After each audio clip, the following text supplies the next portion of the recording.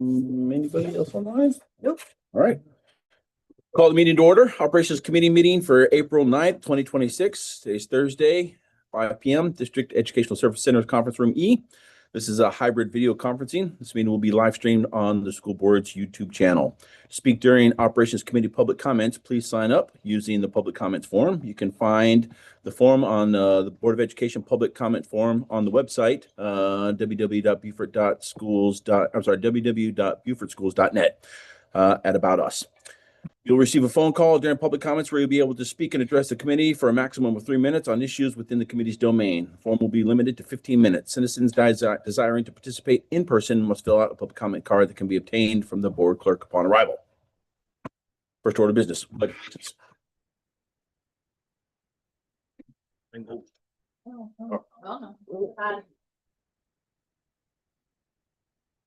I pledge allegiance to the flag of the United States of America and to the republic for which it stands, one nation, under God, indivisible, with liberty and justice for all. Everyone. Patriotism noted. Well done. Is there a motion to approve the agenda? So moved. Second. All those in favor say aye. Aye. Aye. Mr. Kuberry, are there any public comments? All right. Is there a motion to approve the committee meeting minutes from March 10th? So moved. Second. All those in favor? Aye. Aye. Man, I'm liking this. Moving right along. And May River Elementary School traffic discussion. All right, like it's I'll set the stage, and then Connor Blaney with Ward Edwards is online, and he'll describe a little bit about what we're doing. Basically, well, this was a request I know of you, Mr. Carr. So if you have any questions, feel free to jump right in. We did provide the traffic study. No, that was required as part of the whole permitting for May River Elementary School. That was in coordination with the town of Bluffton and Palmetto Bluff, or the New Riverside Association. There were several intersections that they had us look at. And at the end, it did require improvements both for the entrance to May River Elementary and May River High School. So with that, I will hand it over to you, Connor, if you want to explain what those, or give some more details about what those improvements are, or anything else about the traffic study you'd like to add. Absolutely. Good evening. Connor Blaney with Ward Edwards. Thank you, Robert, for the intro. Would you mind if I share my screen? Yeah. Okay.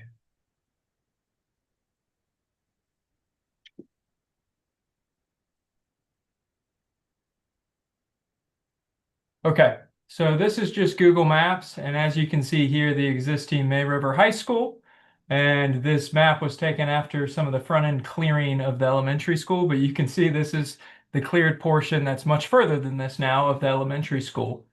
And I'm sure maybe you read through the 300-page in-depth traffic study that Beal Engineering provided. But hopefully I can summarize it. And some of the improvements that Robert alluded to were at the point of a new connection, which was pre-master planned for the elementary school. Additional turn lanes to this entrance were required. That was incorporated with the design and approval of the elementary school, and the bus connection is shared at this point with the existing bus connection of the high school. Another intersection which was analyzed was the high school main intersection here at midpoint. One of the drivers of some of the traffic congestion and potential requirements of a traffic signal at this intersection is a combination of both the high school's demand as well as the full build out of midpoint. So as midpoint continues to add homes, it's now triggered to a point where a signal has been warranted. So we have now been engaged to survey all of this intersection. That survey work should be ongoing. And Beal Engineering, the traffic engineer that did the full study that Robert shared on the screen a moment ago, is now engaged to do the actual warrant and signal design of this intersection. Some of the recommendations that are likely going to be included in the signal design in early discussions with Jennifer Beal include either or possibly both the addition of a left-hand decel lane, so 2 left-hand turn lanes into the high school, and extending the decel lanes. Some level of widening of New Riverside Road to accommodate this would need to occur, as possibly some realignment of these access connections between Midpoint and the high school. This would also allow for a signalized pedestrian movement from the residents in Midpoint to be able to safely cross the intersection and access the school. I think the signal itself is the biggest component. It'll give traffic breaks to be able to flush out all the traffic, both entering and exiting the school during pickup and drop off hours. That's it in a nutshell. I know Beal Engineering has now started the process for the full signal design. So we don't have all the answers of what that will look like. But once that design is complete, and then we'll start the process of presenting it and getting all the stakeholders and municipalities to fully review that and approve that. With that, I'm happy to answer any questions. I can add one other thing, just because I believe you already know this.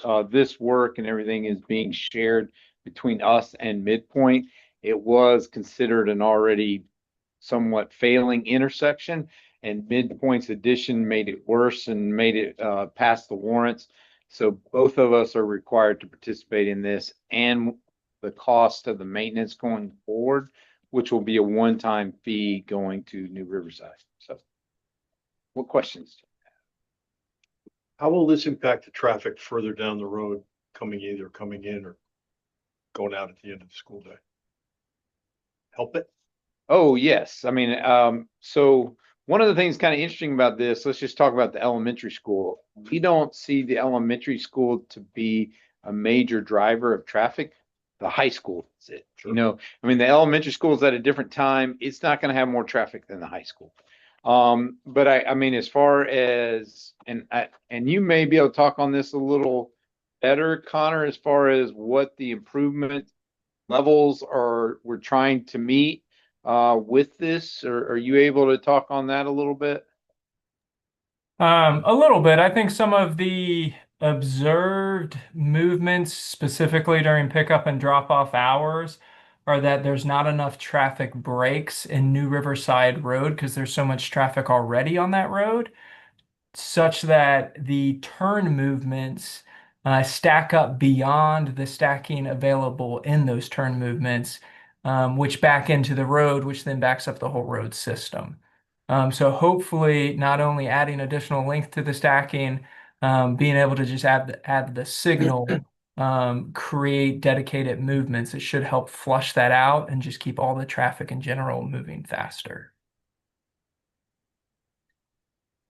And I would say the other thing I would add is that our goal, and we're required actually by the state to have this completed before we open the school in 27. So that's what we're shooting for. Gotcha. Okay, good. Yeah, I mean, I see the May River Road traffic regularly. And there's no place for anybody to go except in one lane straight ahead. Now, May River Road, that's a whole, and I know that Palmetto Bluff is looking at a signal out there, but that's not us, and we're not involved in that. Right. They were trying to get us involved in that. I know. Well, that wasn't what I was gonna ask. Mr. Blaney, can you discuss the intersection at Old Palmetto Bluff Road and New Riverside? Because that was in the traffic study also. Are they, and this is the verbiage is the construction will be done by other people is what the verbiage says or something like that. What does that mean? So what else? That was a point of contention between us and Palmetto Bluff and getting this whole permit. So they had us study that intersection or asked us to, but we're not allowed to use it. So according to our agreement when we bought the property and before the lakes was built next to us, We required everybody to take a right basically out because we're not allowed to. We had to agree, like our buses and everybody have to go right, are not supposed to go left and use Old Palmetto and use Palmetto Bluff Road. So that was part of our agreement. Now, it is much harder for us to monitor now that the Lakes is there because they have to go left. Before, we actually told everybody you have to turn right out of there, basically. Because the only other people turning left were going to Palmetto Bluff, and there may be one kid out there, maybe. And transportation is aware of that. So that's why that was kind of we're like, well, if we can't use it, we're not paying for improvements to that intersection. Because there's, I mean, in the study, there's a recommended, We still had to study it. Yeah. And provide that for them. but we've already told them this is a no-go for us. Yes. Okay. All right. I'm just making sure, because like they're proposing a 350-foot stack lane when, like, I don't know what they're, if, and I remember you telling us that, we're not allowed to turn left out of school, whatever. Yep. Why are they asking for a 350-foot turn lane when we only get 250 feet for the school when it's got way more traffic at that intersection? Now, I do know that Palmetto Bluff is looking at making those improvements at the new Riverside intersection and at May River Road. But those are on them, not us. Okay. But we still had to But study. we still had to pay for the study. Oh, my God. That was one of our big points of contention that we went round and around. Yeah. But in the end, I know. anything else you want to add on your side about that, Connor, or anything I missed or? No, I think that covers it. Yeah, the study covers a lot more intersections kind of beyond the immediate scope of the school. But part of that negotiation and process was we also analyzed what percentage of trips are directly attributed to the new elementary school to that.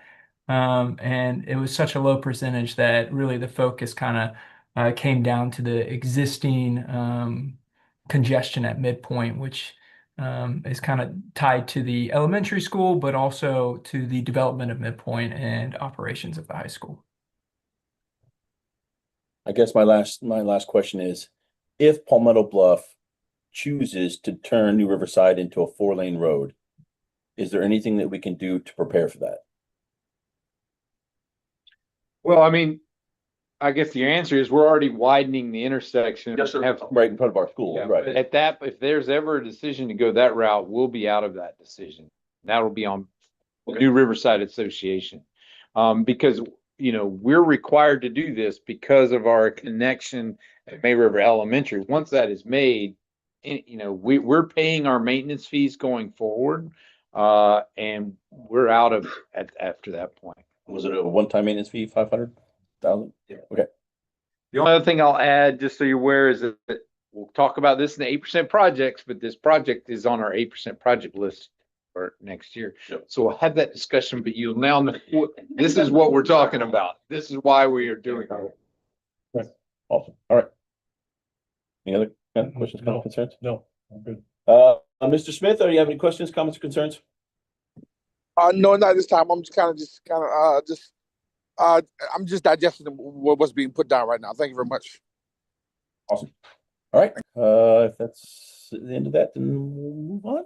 Yes, I appreciate your help, Connor. Thank you. Connor. Thank you. Thank you all.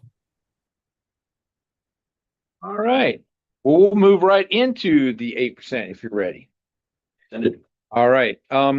So we did a couple things different. You do have a motion and I'll explain what the documents are.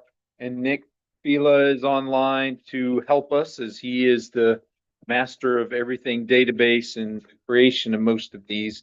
I'm going to count on him to come in a little bit and explain. I'm going to set things up prior. The few things that we did different is Carol, Freddie, and I did meet with all principals, prior to this to go over their items and walk their schools and see what their needs were. So that's been incorporated into this. The other things to notice on the sheets, I gave you a copy of the numbers for basically the 10-year plan, and you'll see it's that page 4. Well, we'll come back to the options here in just a second. That next year right there. Yeah. And you'll see just under $1 billion. That's a big number. Now that what that does include is some of the school emplacements and things we've talked about that will probably be discussion when we go forward with the next referendum. But we are showing that we're tracking everything that we see that are potential needs going forward. And all of that is close just under $1 billion. Gotcha. Okay. The other sheet, if you go to the next sheet, Robin. So when we started off, it actually came to a list of, I think it actually 130 million. Once we did all the principal items in there, we spread that a little bit out and got it to 99.6 million is what we had for next year as far as projects go. Then we went even further and said, all right, what do we actually think realistic or that we feel like we need for next year? And that got to the list you see here, which was $55.6 million. So if you said, all right, what do you really need to do next year? We would tell you $55.6 million. We don't have 55.6. The direction we've been given from finance is 36.8, or that's what they're talking about in the finance committee. So what we did is took this $55 million list, and it's still listed here, and you'll see that we show which items are in which of the options. So you'll see that 1, 2, 3, fourth column is option 1, fifth is option 2, and you see yes if it's included in those options. The other thing before we talk about the options, if you go through those lists and go to the next page, it's another version showing what's included in each option. I do talk about it up front, and you have it you got it in the bar graph form, which is in the memo, or in this form that actually had the actual numbers for each option, and the negative number shows what's not included. So if it's all right, I'm going to use this one to talk about it. The other thing is the additional needs item in that whole $55 million version.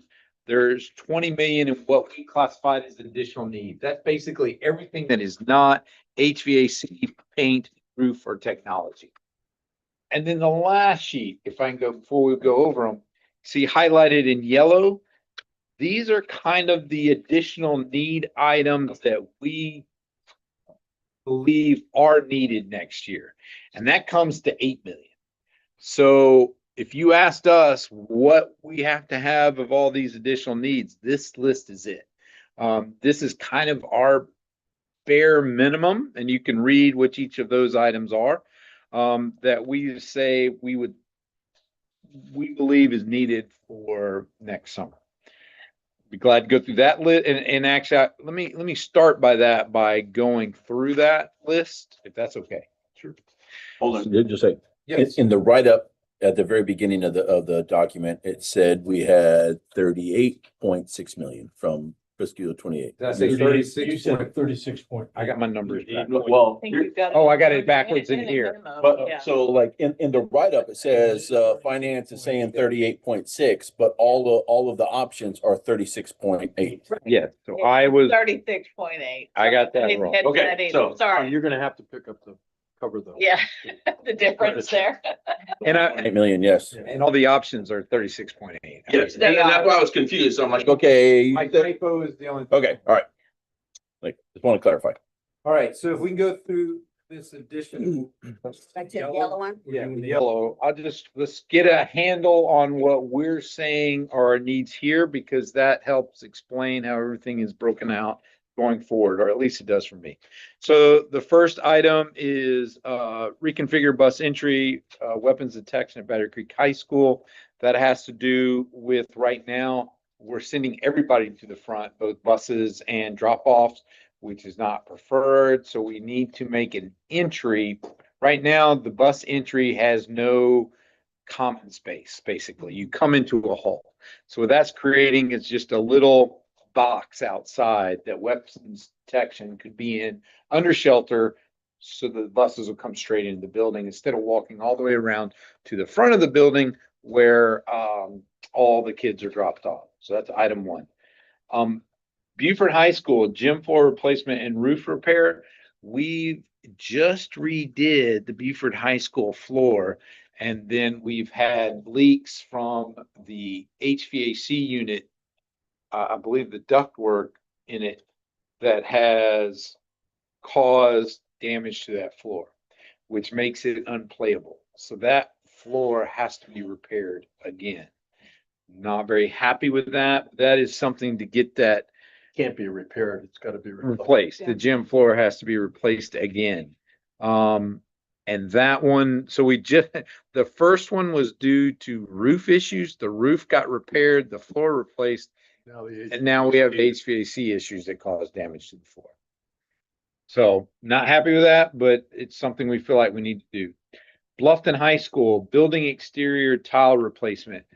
We are actually having underneath the windows at Bluffton High School, there is corrosion on the metal that is causing it to expand, which is pushing tiles off the building, and they are falling down. We're going to have to remove all those because they're hazardous, and then replace those tiles at several locations. It's a certain section of the building along. It's not the entire building, but there's certain sections where they have these tiles that are all going to have to be removed and replaced. Locker bay conversions to classrooms at Bluffton Middle School. One of the things is we're going through the student assignment that Carol will talk about is we have growing middle school needs. When we originally did Bluffton Middle School, it was done without lockers because we said kids weren't, but at the last minute, there was a need, there became a need to have lockers. So we converted 4 classrooms and 2 classrooms at 2 different locations into locker bays. We are saying now that's no longer needed, and we want to turn those locker bays back into classrooms. So that will expand the capacity of Bluffton Middle. That'll help our middle school needs and try to get people out of the mobiles at H.E. McCracken. And that can be in coordination with the student reassignment and adding that back. That can help us get kids out of mobiles at H.E. McCracken. So that's the reason for that Are one. kids not using lockers? That's correct. Yeah. Falling backpack. In most places, and when you get to the high school, they say they can't even get, they don't have time They to. don't, yeah. So yeah, we're 1-to-1. Yeah, nobody needs to carry on books anymore. Yeah, Or go to lockers. not as change out books. much. Yeah. Athletes are the only, so at the beginning of the day, athletes can leave their stuff in lockers. That's about the only, and band, some people band instruments, but that's about it. All right, the next item is to continue the improvements of this building. We're in the process of renovating, and to keep that moving, this 8% item is for that. We have this along with the money that is coming back from the 2019 referendum, which y'all just approved at the last meeting on Tuesday. That money will become available. So with these 2 pots, we can keep this building, the renovation moving. Where am I? FCA data. So the last FCA that we had was in 2022. Facility condition assessment. I'm sorry. In preparation for a potential future referendum, we'd like to do another. All of our facilities do have facility condition assessment completed, so we can prioritize needs going forward for a future referendum.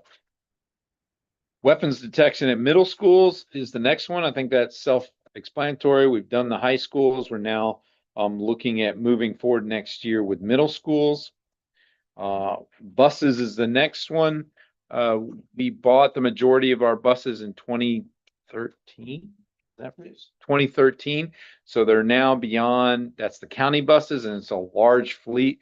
We're trying to replace 4 or 5 a year, which, as Glenn was talking about before we started, we just replaced 4 last year. We need to keep that moving so that we can replace that fleet that's over 10 years old now. Do we anticipate a need for more buses that's had? No. Now, I would say and one of the reasons, well, I'll let you. The activity bus fleet. Yes, so that's as well. Okay. And I've got May River that's coming up on, it's time for their buses to be rotated out. This year we purchased a bus for Well Branch. Hopefully this upcoming year, we're gonna purchase another bus for Well Branch, which will, have them with their replacement activity buses. And I have done a lot to try to reduce cost on the buses. I changed the buses that we were buying, which were the HDX flat nose. Right. They are more expensive than the ones with the cone noses. I went back to the cone noses to get the price down a little bit. I did some modifications on some of the things that we had on the buses to try to bring down the cost as well. So an HDX bus coming up, and I've been talking to the manufacturers for the upcoming purchase. The HDX buses were going for about 225 now, 225,000. And the cone nose, which I have turned our fleet to, is going to be about 195,000. So I'm trying to, I've saved us about $35,000 per bus. But the May River fleet is in need of replacement as well. And then Lufton will be coming up soon. Very soon. How does cost of fuel impact? I have implemented back into play us using the county shed, which they get a contracted price and it reduces the cost of fuel for us. So we're going back now to trying to do all our refueling through county shed instead of going to like the Parkers or whatever gas station. The only situation that occurs is when they're out on a long distance trip, on a field trip or athletic event. Might They have to fill it somewhere. pull up out on the road. But we're doing our county fleet vehicles and activity buses. We're trying to go back to using the county shed now. Is there only one location for that? We have one in Bluffton and one in one over off of Shanklin Road. Shanklin Road. Yes, sir. When they both work. Yes. They're back up now, so we're It's hit and miss. They come and go, so. Thank you. Mr. Smith? Yeah, I have a couple questions. So with that saving of $30,000, the activity buses, the reason why we use activity buses. So, what's the seating like? Is it tight? Because coming from those activities late at night and using them for different trips and things like that, will the seatings be still charter style? In terms of the style of what we have now, who, where, what, when, why, and how? Yes, sir, Mr. Smith. As far as the design on the seating on the buses, we kept that the same as what it is now with the charter style captain seats. And the capacity is 44 passengers per activity bus. So we kept that Storage underneath. for the athletic teams whenever they're going on trips. The only difference is that we just changed the design on the front now to where it's the cone style C2 bus instead of the HDX flat nose. Okay, great. And then also, I know Beaver High was due for a bus too because Beaver High School was breaking down for like I don't know, for at least the last year. So I know Beaver High should be done. Should be ready for a bus as well. And they said that they were told that they were on the list. So where are they at on this list? They received a new bus last year or the year before last. I'm sorry. So they have 33 was the one that was giving them some issues, which is an older 2016 HDX. And then they have a 2019 or 20 HDX and a 23 HDX. So they have a brand new bus, a fairly brand new bus, and then the 2016 HDX that they were using. Oh, okay. So basically both of Bluffton High School buses are the oldest fleet in the district. Right now, it is Well Branch has one more bus that is one of the older ones, and then May River has the next oldest fleet. Okay. And we're going to try to purchase one for Well Branch this year, one to replace one at May River this year. With the upcoming funds that may be available, and depending on how much that account has, we may be able to purchase and replace May River's entire fleet, as well as get Will Branch's second bus in place with this money available. At that point, everybody will have 2 buses that are Yes. under 10 years old. Correct. Okay. All right, that's it for now. Thank you. All right, so then, any other questions on the buses? The next item, traffic signal, that's what we just discussed, May River High School. Electrical switch gear replacement at Port Royal. Aging, in concern, needs to be replaced. And then the last one, fire alarm system replacement at Well Branch Middle. Just want to, before we go through the options, just if you had any questions on any of those items, but those items right now add up to about $8 million of that 20 million additional needs. And all right, so you want the bar graph or the number graph? I just want to add, so as we were developing the options, we kind of followed what you all did Yeah. last year in terms of the big category priorities, HVAC, roof, those kind of things to develop these options. So, No, I mean, and this is There we go. this is one of the first times we did it. You know, usually we've looked at it as far as the individual items. We really just looked at this as y'all been in the groups, like, and that's how these options are developed. So real quick, I'll go through this. Option 1, and actually, when I go through option 1, Nick, if you can, I'll let you jump in and talk about what are in the HVAC, the roof, and the technology and the paint. So option 1 is fully fund HVAC, fully fund roof, fully fund technology. It's 53% of the paint, which is actually just the painting projects that we pushed from last year. So these are ones that we weren't able to fully fund last year. They got pushed to this year. So we're funding that as a minimal amount. And then 22% of additional needs, which I'm looking for graph to the 4.4, so 3 million. So half of the projects right now that we say we need an additional needs. Nick, can you run through what's the locations for HVAC, roof, and what is in the technology? Absolutely. Evening, everybody. So I want to pay attention on the HVAC.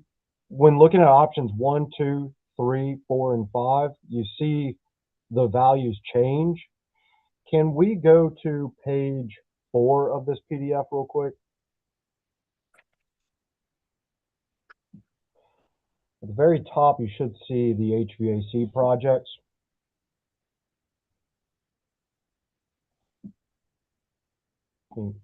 Keep scrolling up. Oh, I got the paint. Yeah, okay. To page 4. I think it's actually paint 5. Yeah. Oh, there it is. Okay. Yes. So these HVAC, you'll notice some of the schools are listed twice, such as J.J. Davis Elementary, which is lines 4 and 5. That's where you see it says HVAC replacement for 1.7 million, then HVAC for FY29 if option is to reduce. That is because we would prefer to keep it one large project, but we do have the ability to phase that work if need be. So that's where you'll notice that these numbers can actually deviate. So we did that for J.J. Davis Elementary and M.C. Riley Elementary. Those are the phased projects. Then you have additional, I believe the Bluffton Middle School is the HVAC system replacement to finish up the work at that school. Coosa has one issue in the admin center. And then you have MC Riley, Mossy Oaks.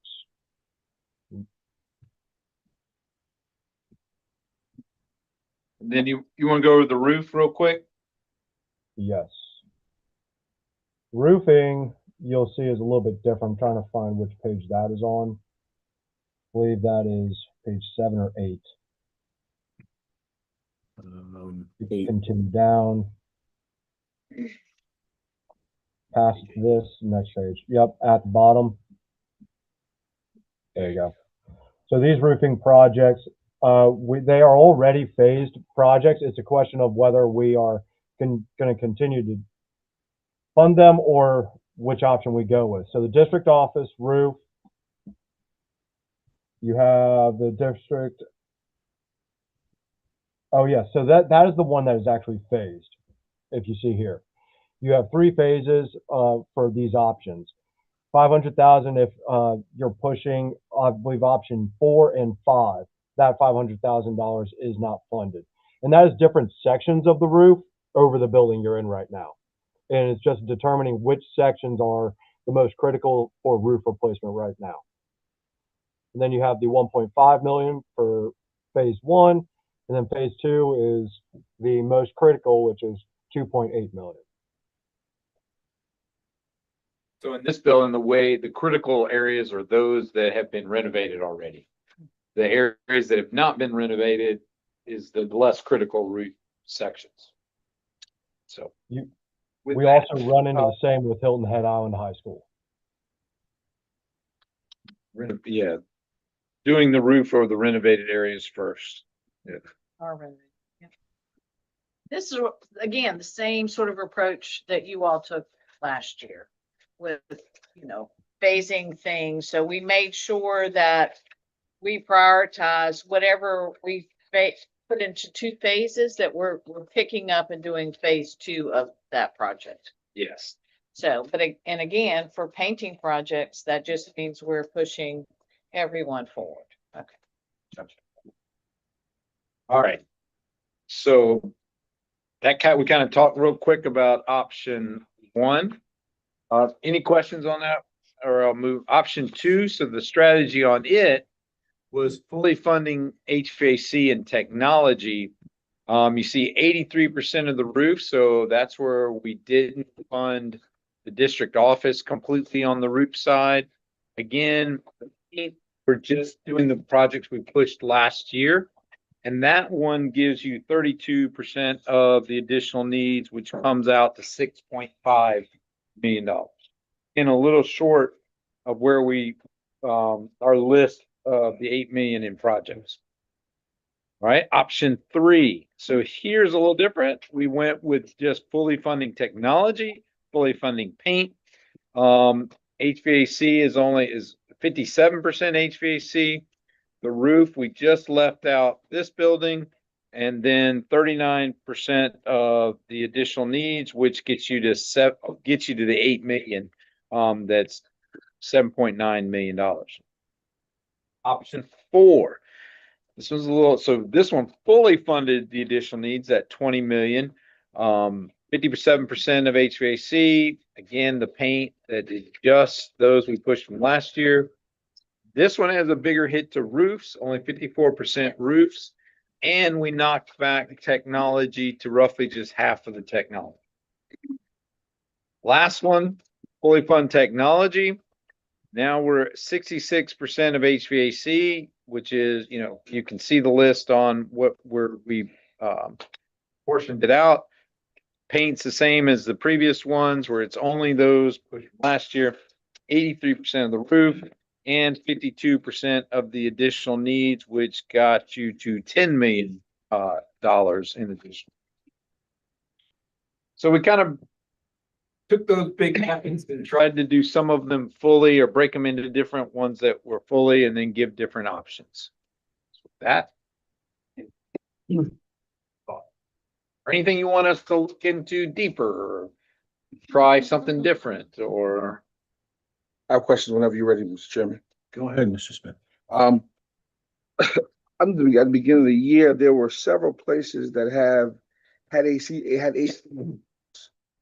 and so looking at the options. I know that Buford High was one of them, and so is Buford L. And I think Buford, Little Elementary School in St. Helena, and I'm not seeing any of these schools. Unless maybe I missed something. I was rushing to get here. I'm not really seeing them on these lists, on these lists, and in terms of HC. But I do know that I'm looking too at these options. And I see a bunch of yes among other schools, but I don't see yeses on those schools. So I'm a little concerned. So could you maybe you can help me follow along here? Maybe I missed something or we're So on the Beaufort High, we've been over the last 3 or 4 years replacing all of Beaufort High, and I think we're finishing it this summer. So this summer finishes out Beaufort I High. think it's actually gonna be phased out into 2 years, but it's part of referendum, 2023 referendum. Right. is Funding for Right. winning HVAC pieces. So Beaufort High is already paid for, basically. Okay. If It's you not, look, yeah, it's not completely finished, but the money has already been allocated.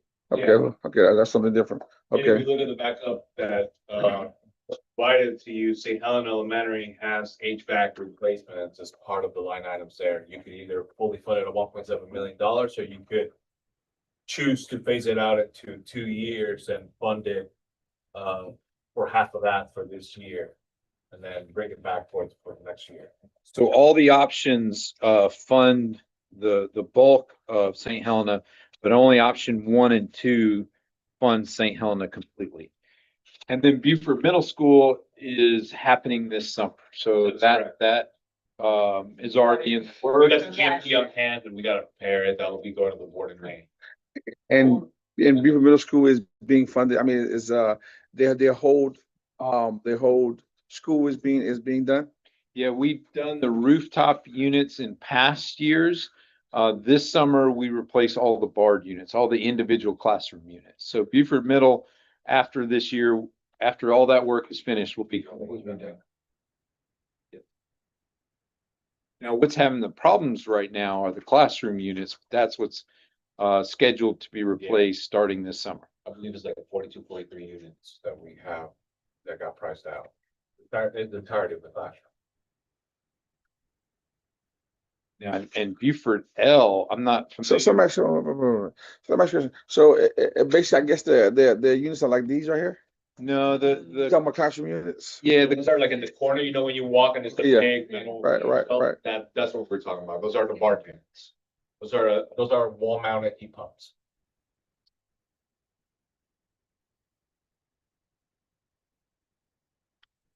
And we have about 40 some classes to go to, and yeah, I'm hearing you talking about individuality. I'm wondering if would it not make more sense to Central in terms of like the regular flow.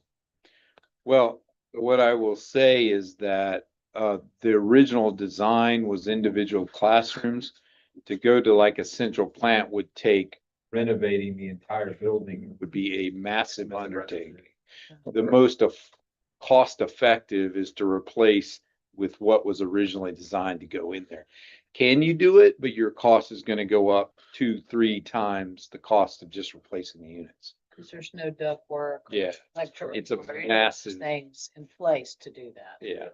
Right, and I'm just asking these questions because when I go out in the community and we have these conversations. I just want one of the schools so I have students at, so I need to be able to answer it, and that's why it's important to properly be able to understand exactly what we're talking about and what we're dealing with. I'm not sure if they have any. I don't want to. I have any question. Okay, yeah, okay. So that's Beaufort Middle School, Beaufort High School. The money is there, so they're being they'll be finished in terms of and you said and what we said about St. Helena. So St. Helena is in this list, and it has you got 2 versions here. You got all the versions fund 1.7 million of it.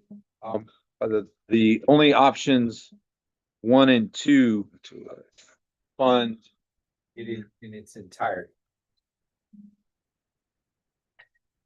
there is options 3, 4, and 5 push off $800,000 worth of HVAC to FY 2019, Oh yeah, you're right. I did read that last night. You're right. or what would be summer of 28. Okay, and how about Ellen Beaufort? I'm done. Oh. So I believe Augustine can confirm, but I believe we are also under FY26 doing HVAC work there right now on the critical components. Oh, at St. Helena? I believe so. It's We've roughly already $1 million, I believe.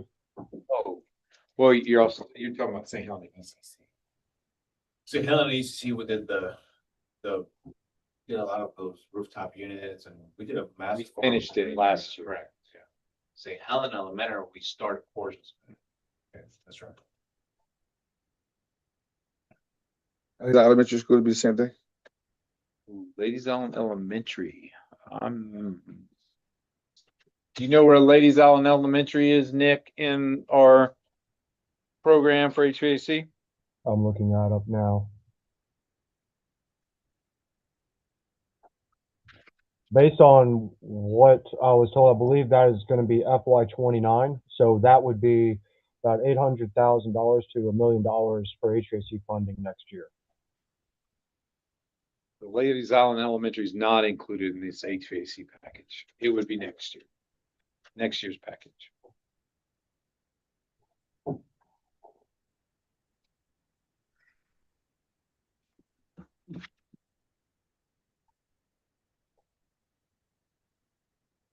I guess that their machines are newer or they just not have been. We go through maintenance and our HVAC crews and also the subcontractors to prioritize, and they were a lower priority than St. Helena and what you see, H.E. McCracken and J.J. Davis. Yes, and I would say, JD Atkinson, our energy manager, he works really hard with Nick and I to talk about what the priorities are and what realistically you can get done Right. in a summer with the available resources we have to do the replacements. So, We did ask him, we think we could handle this volume, and he said yes. That's including the referendum work, but that's really tapping us as far as our ability to get work done. Just the subcontractors currently have with their, along with recognize all the new building projects we have going on. So there is a lot of HVAC work. And how many of these will these be running after those new machines? Because remember we had a lot of issues with the machines at the beginning of the year in terms of getting them on that we just paid millions of dollars for. But we had an internal in terms of them cutting off and doing different things with those different gadgets. Man, I wish I could tell you that they are all going to work perfectly, but it seems like recently, and we're looking for different manufacturers. We actually are talking to a new supplier. One of the most frustrating things is having new units or new buses that, are brand new and don't work out of the box. The train ones that we were talking about, yeah, okay. But that seems to happen more and more often, that there are problems with when they arrive. And do we get any money back from or anything, or do we get? We just get a replacement unit. No, they send technicians and repair it in the field. So they'll honor the warranty and the frustrating thing is that, yes, it's under warranty. Yes, they'll repair it, but school's already started and it may be down, and that just doesn't work for us. I mean, but we're looking at every chance we get for better options. I'm just hoping that maybe that I was said by saying that, hope that we could have them hold them legally accountable to some degree. I mean, because we're paying you for we're paying you for a product. And if your product is not deliverable, then there has to be some type of repercussion, because that's pain and suffering. You have our kids suffering, and teachers who can't teach class, and these kids are angry because they're hot. So that's pain and suffering, because we paid you on the front end. I mean, there got to be some type of legality there. What that is, I'm not sure, but I need maybe wherever you get with the legal team and figure that out. But there has to be some type of a legal terms or something to be worked out there. I mean, wherever they have somebody here for 2 weeks, when it open, I don't care what it is, but that shit just doesn't happen because our phones ring off the hook and people are upset and the kids are not happy. They see us, they recognize you. Hey, this is what's going on. It's hot. So We can ask. I'll leave it there. We can ask Like, legal counsel to give us some guidance on what our options are there. Thank you. I'll digress. I know this could be potentially opening up a whole nother can of worms, and it's a tough conversation. But when we're talking about replacing HVAC at Ladies Island Middle School and St. Helena Middle School. Not Ladies Island. Oh, I'm sorry, elementary school, Ladies Island Middle School. Or elementary school and St. Helena Elementary School, right? Yes. Yep. St. Helena is at 38% capacity. Are we replacing HVAC for a building that's at 38% capacity? And then the same thing for Ladies Island is at 48% capacity. Are we replacing the entire HVAC system for the entire school for a school that's at 50% capacity, less than 50% capacity? I will say this, we do not let capacity numbers sway our maintenance of the building. That's not something we try not to take into account. What we would take into account, I will say this, if you've got a unit that is one classroom and another unit that's for 20 classrooms, we're going to prioritize that 20 classroom unit over a one classroom. But what I'm getting at, if we're gonna look at maybe not fully funding HVAC, is it possible to move students into the area of the building that is going to be? yes, I mean, to your point that they may be able to use a classroom to combine classrooms and do stuff. Yeah, so it is, we try not to take that into account, to be honest, but that does give them more options than say a building that's completely full.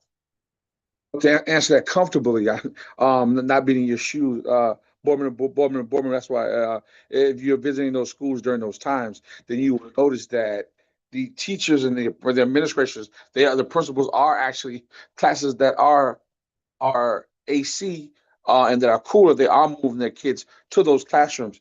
And also when we talk about schools that are 40% or 35%, and I understand why he said in terms of reason why they're not worried about that. You can take a school like Lady Middle School where we might not be at full capacity, but you got half a district office there right now.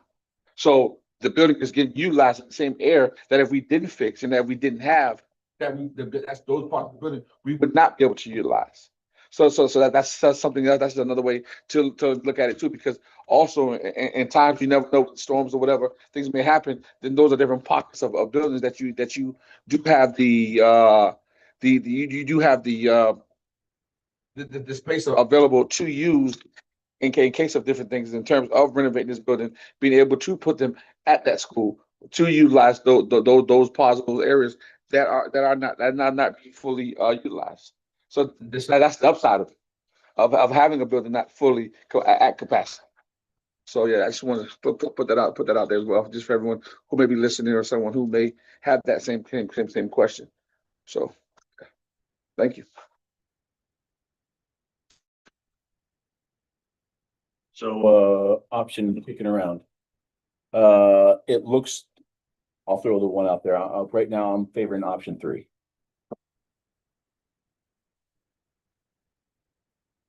If we're able to phase some of those, some of the HVAC systems, we're still funding more than 50%. We're funding $8 million of the extra projects, of which you said down at the bottom, 8 million is What we need. yeah, which is what we need, right? We're still funding all of the roof. You said option 3, right? Yes. 3 is 83%. You're not funding all the. Oh, I'm sorry, misread the line. Good. Yeah, it's a good portion of the roof. Percentage, yeah. And that's kind of where I was, because roof. You gotta get roofs done. But what option do you think operations? Well, I'll tell you, if I can make a suggestion, I'm gonna ask you for a suggestion. well, so option 3, if you'll notice, would it fully fund is paint? Which in our priorities, would be a lower priority. Okay. So that's why, but now fully funding technology is important, and you'll see the only one that doesn't fully fund technology is option 4. The rest of them are fully funding technology. I would say option 5 would be our, because what you see in option 3, you're funding 57% of HVAC, and option 5, 66. You're knocking your paint down, your roofs are the same, your additional needs are higher. So it's 10 million of the 8 million you need. We could swap out some, if you want us to look at adding some paint back and getting rid of some additional needs, we could look at that. But I would say that, that higher HVAC and the additional needs is a higher priority than paint.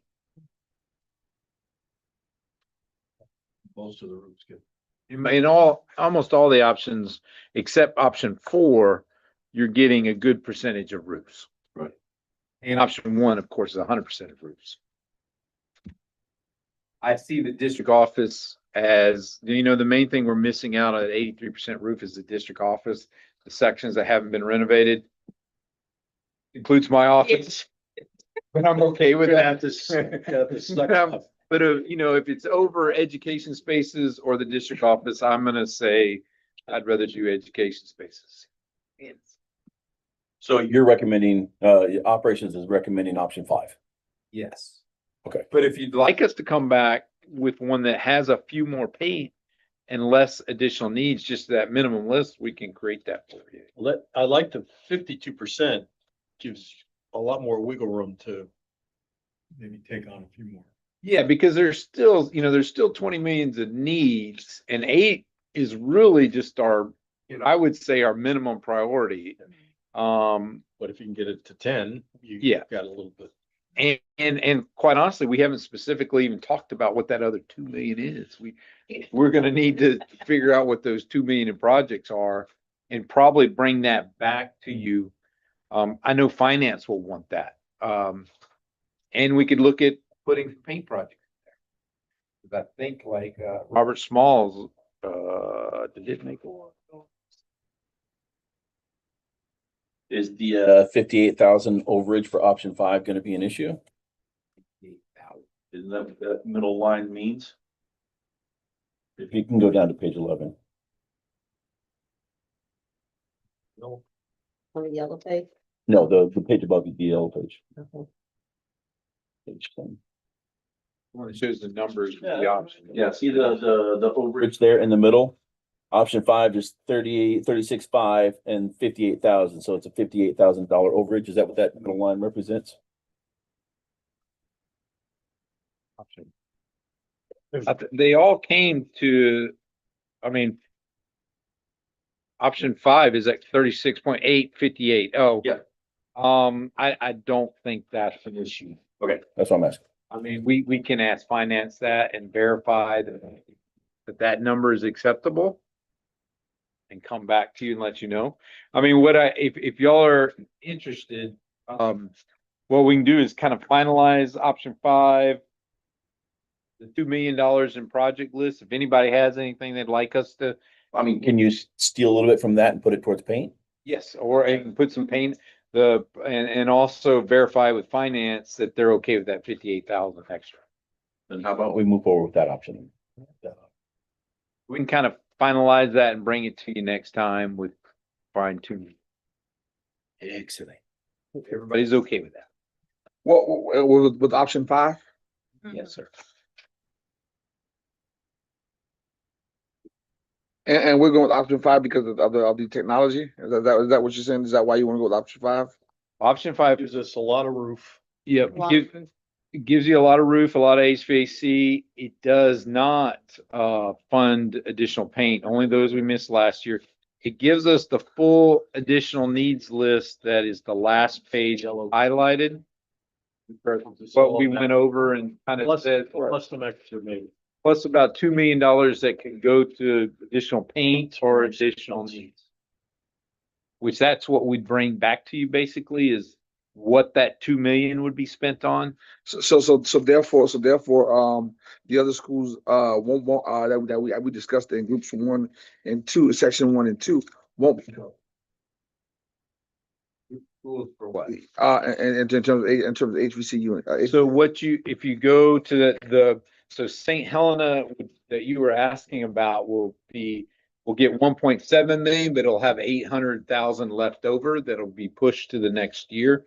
Other items, let's just see, option 5, CUSA, that's a $25,000 item.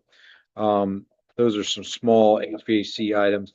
JJ Davis, $800,000 gets pushed. So St. Helena has 800,000. JJ Davis pushes 800,000 to the following year. Mossy Oaks is not funded. So Mossy Oaks would be pushed until the next year. So And then 25,000 for Kusa could come out of that. we can figure that. Yeah.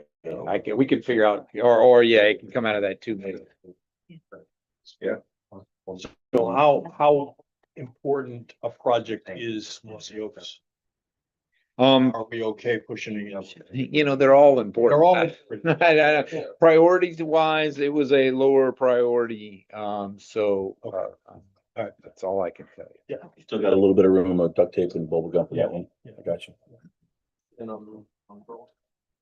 And Mossy Oaks is, and I don't know if they match up, but those are the individual room units.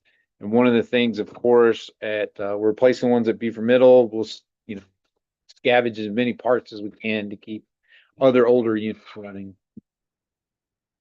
And Beaufort High.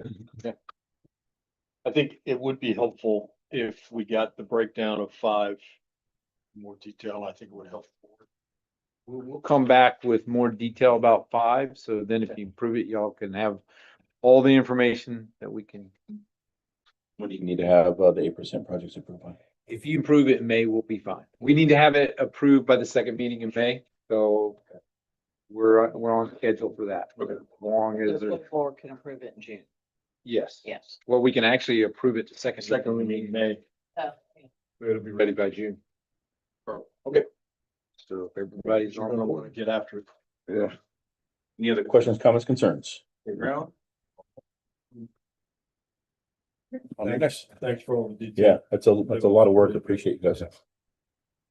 Nick, thank you, sir. Nick. Thanks, Nick. Thank you, Nick. Absolutely. Have a good one.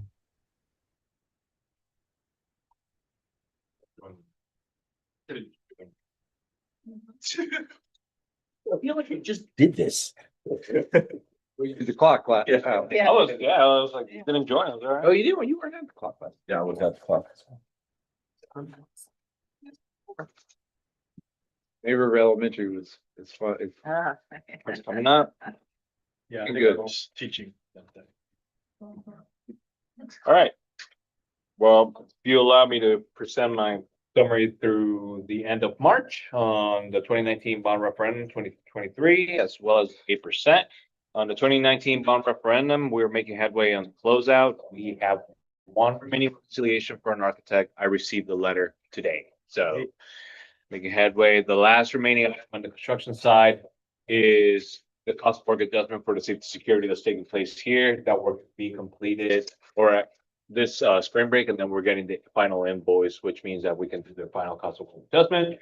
And the goal there is gonna be to come back and do another reclassification of funds so that we can just zero out the referendum. So just running quickly through the financial summary, we had a paid and committed funds of $373.54 million, remaining available funds of $2.17 million. And we had the activity of the program contingency at the end of March, which totaled approximately $1 million in savings, and they used up $428,000. Contingency remaining at the end of March was $2.1 million. After we went to the board for the reclassification, that leaves us with about $571,000. Again, just making headway towards that closeout. Any questions on the 19 referendum? All right. So you got any, Mr. Smith? I was gonna, actually, I was gonna ask, I know there were certain projects that we were working on in terms of Robert Smalls. Leakage and some of those things that were going on when we first, have we covered all of those things, and have we, legally, happy with where we are with that school in terms of closing that. I know what we said once we close it out, that's they are the hook, right? You're talking about liquidated damages? Right. We implement, yeah, we've actually settled all that. We've gotten there, we've implemented the penalties and we received their credits on the penalties. So they got penalized for that and we received that back. Okay, okay, and we have went and looked that whole building through and through. I mean, because They've done the warranty walkthroughs and everything that needed to be. We're out of warranty now. I think, yeah, the building's been completed for years now, Yeah. so usually you do your 11-month warranty, and that was done with the project manager and the construction team as well as the architect. They pinpointed items that they needed corrections on, and the contracting team went and did make those corrections. At this point, items are either equipment warranties or maintenance items. So we're out of the contractor. That period lasts for 1 year, and we're in year 2 of that. it was that okay. Okay. I hope that answered your question. Oh no. No, Scott, I apologize. No, No, I was like, I don't know. Yeah, you did. It was just kind of you got it. yeah. I appreciate it. Moving on to the 2023 bond referendum, lots of work going on. May River Elementary School, we have the building envelope, which continues to progress. So, again, the ICF structure is going up quickly. We are looking at having a topping out ceremony at the middle of May. I'll once I get to the community outreach, I'll give you all the dates that we're planning on. We are at May River High School CTE. We are waiting for the certificate of occupancy. The goal is to have the building turned over to the staff and the school after the spring break. So that they'll be back there after the kids come back in the spring break. New Early Learning Center in Bluffton. We are currently working on we received the DDs, I apologize. And the estimates are being prepared. So we are scheduling that meeting to happen in May to see where we're at with the current budget, what the contractor's estimating for the cost of that facility. Bluffton High School CTE addition.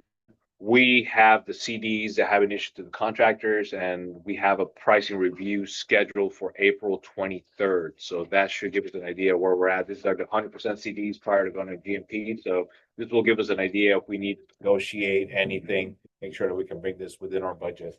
We'll keep you posted on that. If the goal is to take this to the first May meeting for approval. So that project's coming up soon. Hilton Head On High School. The construction progressing on schedule. Right now, they're doing a lot of final touch-ups.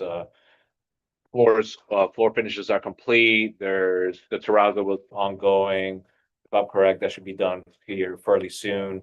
And again, the generator is currently ongoing installation, so we should be ready for move-in fairly soon. And the substantial completion date, it's I believe it's in the middle of June. I don't have the exact date here. I'll about to the report, but we are still on target for that substantial completion. Would it be normal to get a walkthrough before it's? Yes, and actually, would invite you. We have a clock meeting scheduled for Hilton Head High School next month on May 13th, I believe is the date. It's the second Wednesday of the month. We are doing a tour of the facility at 5:15 p.m. and we'll start the clock meeting at 6 p.m. So yeah, it's May 13th at 5:15. Yeah. That would be nice to see. Yes. You definitely want to see it before the children all get in there. Tear it all down. That's right. The Beaufort High School CTE addition renovations. We actually have received the permit from the city. We've gone through all the comments that they've implemented. We've addressed them, and we are currently ongoing pricing so that we can take this to the board for approval. Again, once I get to community outreach, I'll see we're scheduling a groundbreaking ceremony for that facility. The Ladies Island Middle School replacement went up for the board for approval on Tuesday, and we are currently under GMP, and we have the silt fence going up, so construction is starting at that facility.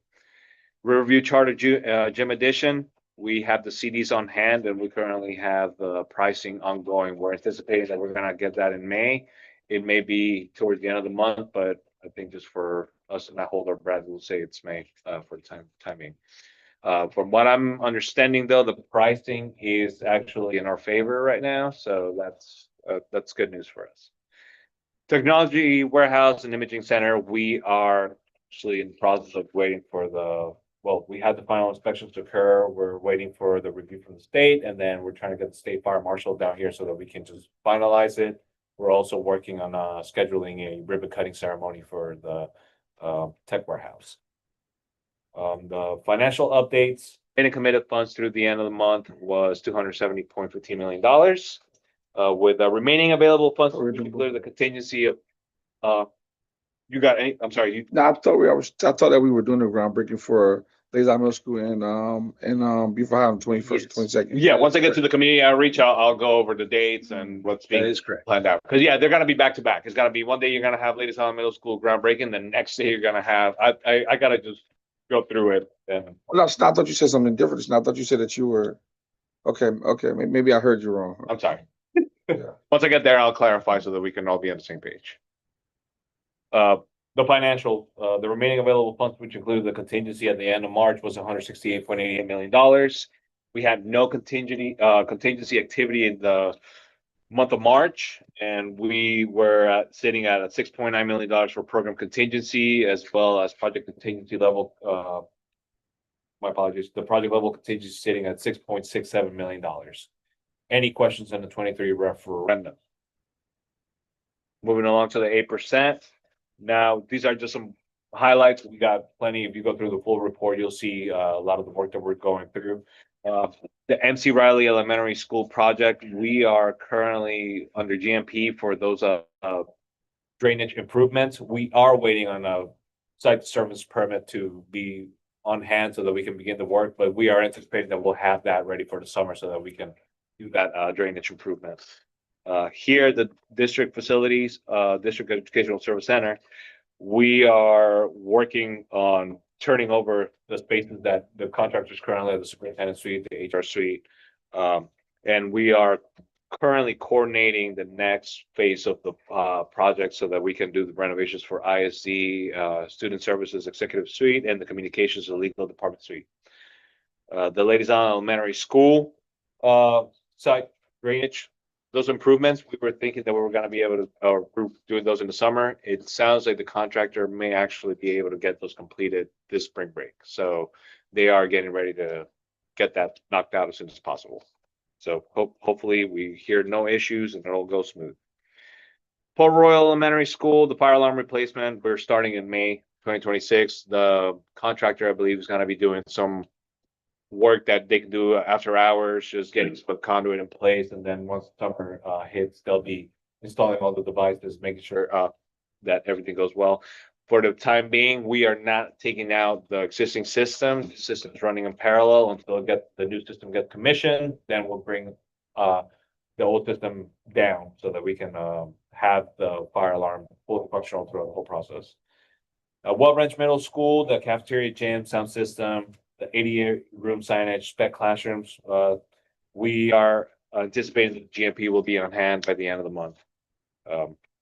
And then when it comes to all the roofing projects for the 8%, we are awaiting pricing, which is anticipated to be received this month as well. So again, gearing up towards the construction period of the summertime.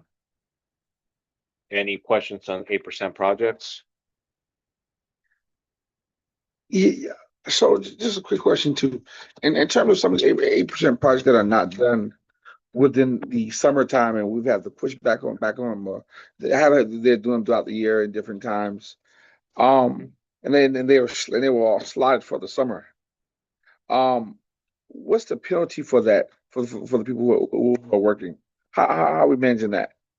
So I don't know if you want to answer. Well, I would just say, unless they had a GMP that had a schedule that said they would be completed, most of these that get pushed, we've not gotten to a final GMP. So they should get pushed. There is no penalty or anything. The only time there'd be a penalty is if we got to a contract and we agreed to something being complete. And then there would be penalties involved for being late. A lot of these items are late or I think they're not the contractor's control. So looking at, we'll just talk about, we talked about Beaufort Middle School HVAC that we're planning on doing this summer. That was ordered early and I don't even know if it was ordered. No, I don't remember off the top of my head. I would say prior in the winter, let's just say that it was ordered wintertime with a scheduled arrival in May timeframe. Well, we just found out from the manufacturer, they're not gonna have it here in July. So the contractor is gonna get as much as they can done, and that was pre-ordered equipment with no penalty. The contractor's giving us the final price and they're giving us a schedule, but that schedule has it getting as much done as they can in June and then finishing it off after school starts. So there is no penalty. Now, the other thing that I'd like to add to that is that the way the contracts are written as well, contractors are aware that as soon as they find out there's gonna be a delay, they have to send us a notice. There's a time period that from when they discover those issues that they have to notify us. If they do not notify us, they are not entitled to additional time. They have to issue a time impact analysis, or they have to tell you what the reasons were for this delay. And then you, as the owner, you choose to say, hey, this is a legitimate request, or no, we're not gonna accept that. If it's a legitimate request, which a lot of times, like I say, they issue the backup, then you are to change that substantial completion to based on the revised schedule that the contractor is issuing. So when they fail to do that, though, that's when you start saying, hey, if you don't meet this deadline, we're gonna hit you with it. I'll never do that.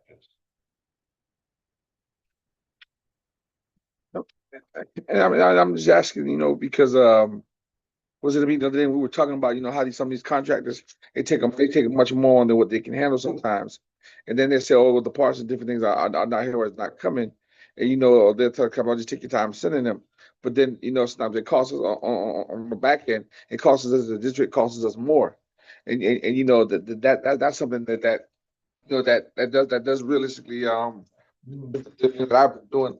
I've been finding out and learning that they do. So, that's why I asked, what is the penalty, if any penalty, because not locking someone in a time frame, I think that's a bit, because when you look at Lady Middle School was supposed to be, it has been pushed back to January of the following year.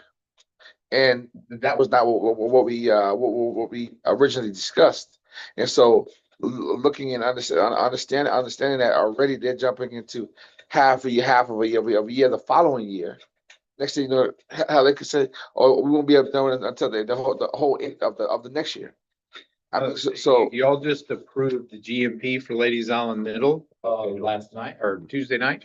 It has set deadlines, so they have to be finished. That is your official schedule. Or if they do not get finished in January, there will be penalties. Yes. So there is no sliding. So, and there is no additional costs. You will not pay more. No. Your schedule has to be held, or they will pay us. So that is not true as far as you pay more. Once a contract is set, there is no paying more.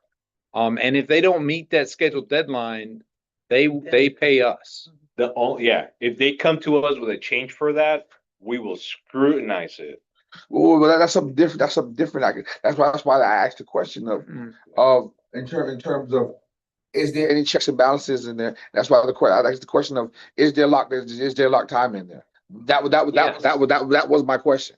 If you go back to my question, are we putting these, because I'm seeing 8% projects that it seems like they're still being pushed. The administration said, well, yeah, I don't know, they've been in the building now, I don't know how long they're gonna be here, or different things. So my question to me as a responsible tax board member is it costing us more? Because we all know the longer construction lingers, the more it costs.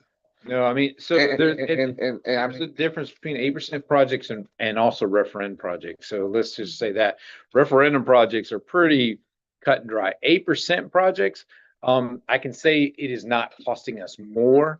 Like the example of Beaufort Middle School of equipment getting ordered, the manufacturer coming in late. Once you get a GMP locked in, they're still held to that price. It does not cost us more. So that is, now, if let's just say we decide or there's issues that has us push it off another year, then yes, like even, because we're not able to do it in the summer, there's things that pop up, that may make it where we can't, we start the summer and say we can't get it all this done. So we'll push it off for another year. Then yeah, that is going to cost you more. But once you get a contract in, it does not. There are no escalations in costs. You are locked in. You are locked in. Once you lock So- them in, you lock them in. Yeah, so for your example, you're saying Ladies Island Middle School, Right. during pre-construction services, which is before GMP, they're not locked into a date. They're only helping you understand your budgets, where you're at sitting, and they're trying to help you understand what the construction timeframes are gonna be. That way we can start gauging, okay, this is the activities that we're gonna plan, but once we get that GMP in place and you approve it, that's the schedule that we're gonna hold them And accountable. they're locked. Maybe in the future, as David Skipper would say, a learning, what was he saying now? He would say a takeaway, or however you put whatever he would say. Lessons learned. Yeah, lesson learned, takeaway would be from now on not to put out a date of when these schools are going to be done.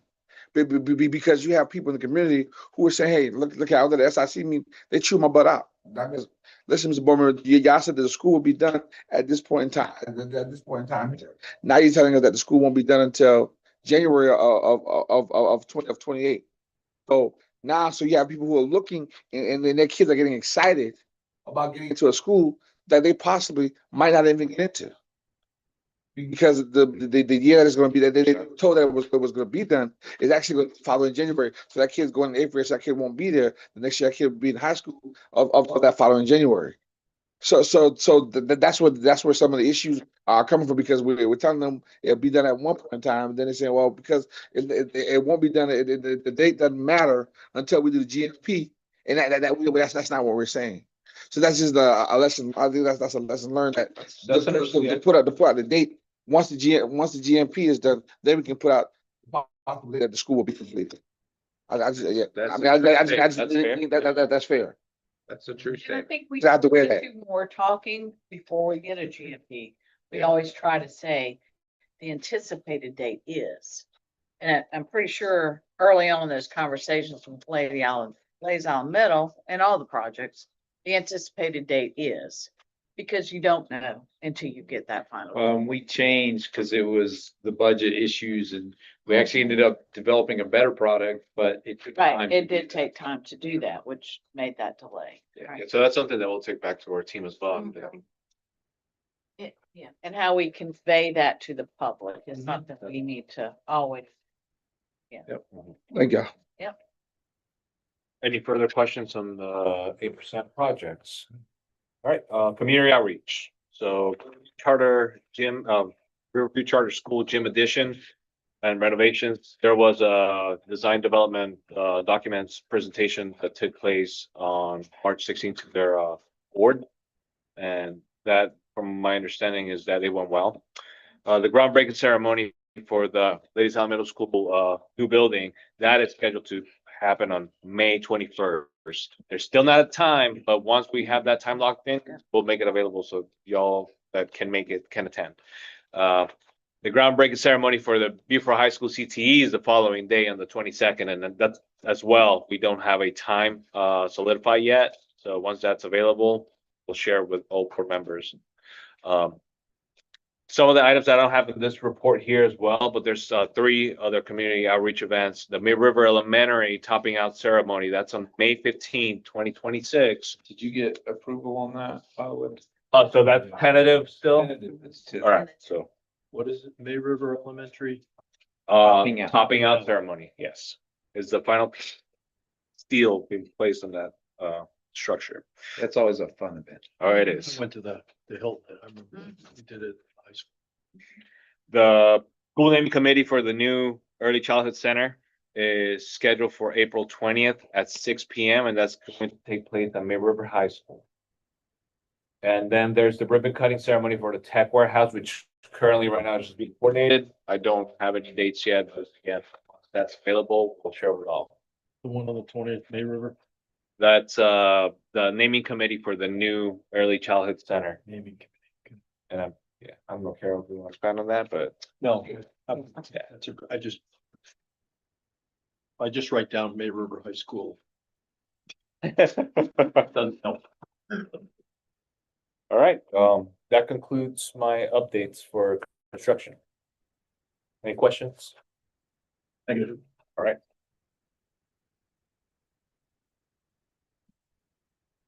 Andy, you're up.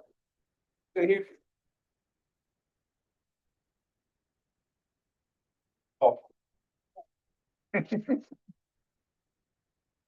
There's a bigger topic after mine, so I am not going to go line by line or section by section as I normally do. I'll just kind of brief through really quick.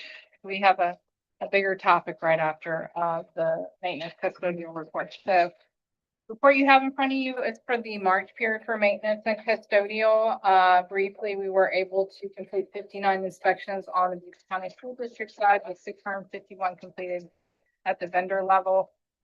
We've got our highest and lowest average scores as we have done and reported in previous months.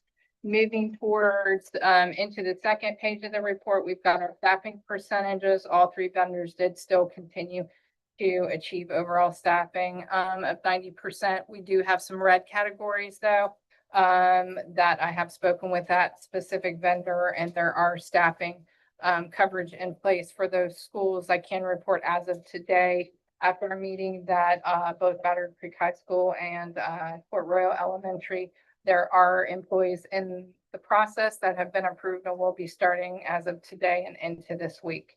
We'll just move through, no deficiencies. So I do want to point out, we did inspections this month. Out of those 59 inspections we did, we only had 9 from the school district side that were under an 88%.